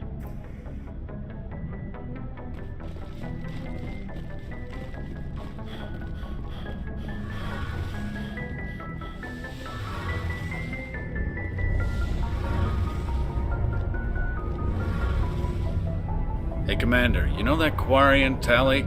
She's been spending all her time down here asking me about our engines. I'll tell her to leave you alone. What? No, she's amazing. I wish my guys were half as smart as she is. Give her a month on board and she'll know more about our engines than I do. She's got a real knack for technology, that one. I can see why you wanted her to come along. I figured she'd be a real asset to the team. You got an eye for Tally, Commander, but I'm guessing that's not why you came down here. Fill me in on the IES stealth systems. How does it work exactly? You can't hide a ship out in space. They emit too much heat and radiation. Too easy for sensors to pick them up, unless you find a way to capture those emissions. So our stealth systems trap the energy we give off in storage sinks built into the ship itself. No emissions to give away our location. Eventually the sinks have to be vented. More than a few hours silent running and they overheat. Cook us inside our own hull. There's no way for anyone to detect us? A visual scan can still pick us up. Anyone looking out a window can see us plain as day. But you have to be pretty close to get an actual visual out in space. Most vessels rely on scanners. As long as the stealth systems are engaged, they can't see us. Not unless we accelerate to FTL speeds. Why doesn't it work with faster-than-light travel? Cranking up to FTL blue shifts our emissions, pushes them into frequencies too high to capture in the sinks. As soon as we make the jump, it's like setting off a flare. Sensors can pick up our location whenever we enter or exit FTL flight, but for short-range missions, our stealth systems are amazing, and we've got the only one. Where else have you served, Adams? If you name a class of Alliance ship, I've probably served on it. Everything from dreadnoughts and carriers right down to frigates like the Normandy. My last assignment was on the Tokyo, only a cruiser, but she was a good ship. Couldn't hold a candle to the Normandy, though.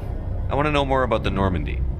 She's the best ship I've ever served on, probably the fastest vessel ever designed, and she's the only one using the new Tantalus drive core. What's so special about the Tantalus drive core?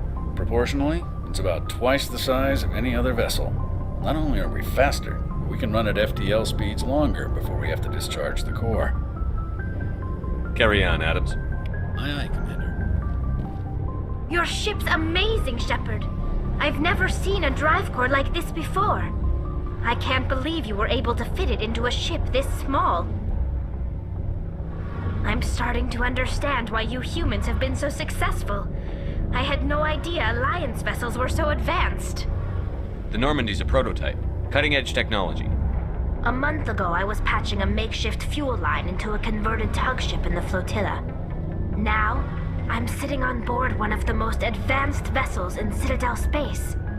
I have to thank you again for bringing me along. Traveling on a vessel like this is a dream come true for me.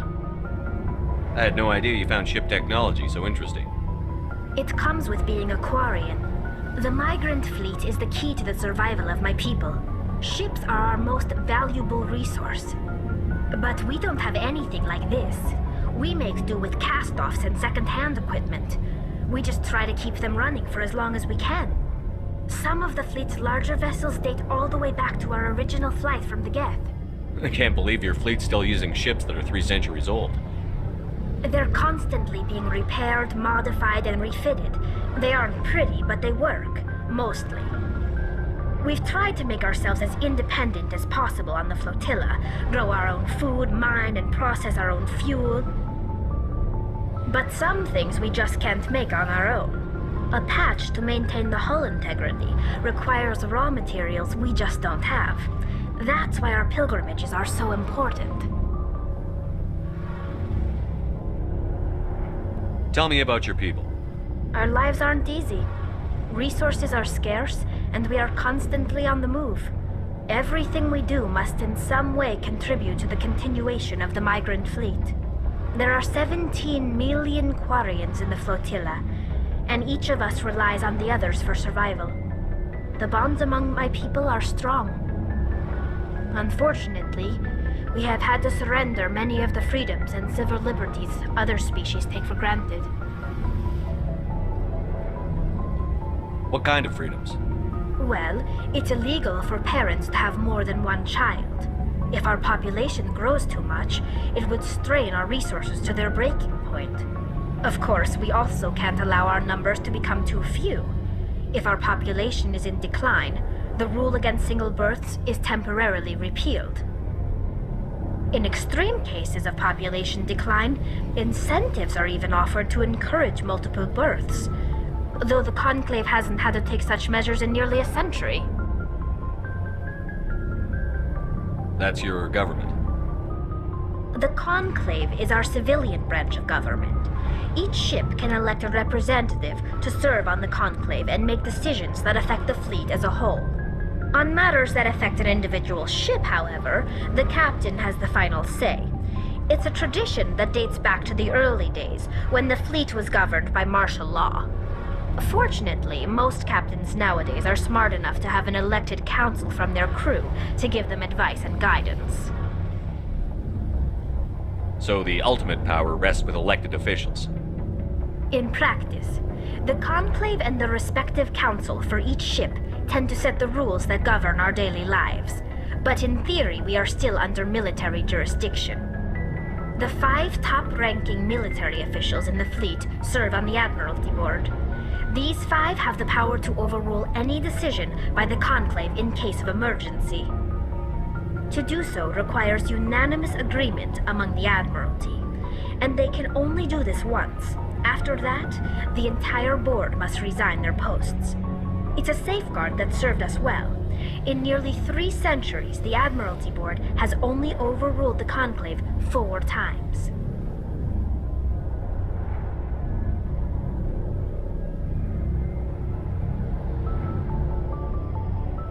I want to know more about the pilgrimage. When my people reach maturity, we leave our birth ships and seek acceptance with a new crew. It's necessary to maintain genetic diversity among the fleet. But no ship wants to accept someone who will be a burden on them. So, to prove our worth, we embark on a pilgrimage.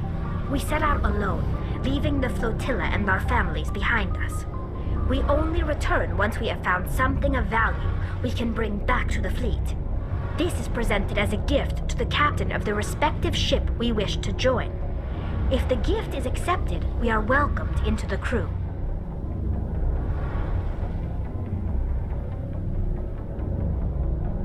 I can't believe they just send you off alone. It's not like they just cast us out.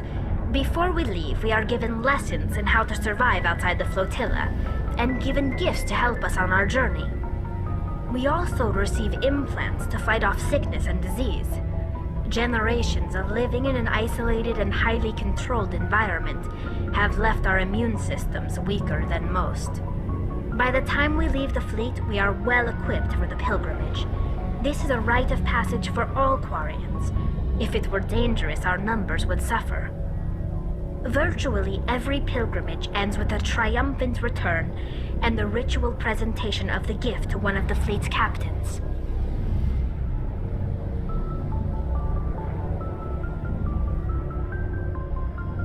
I want to talk about something else. Like what? I should go.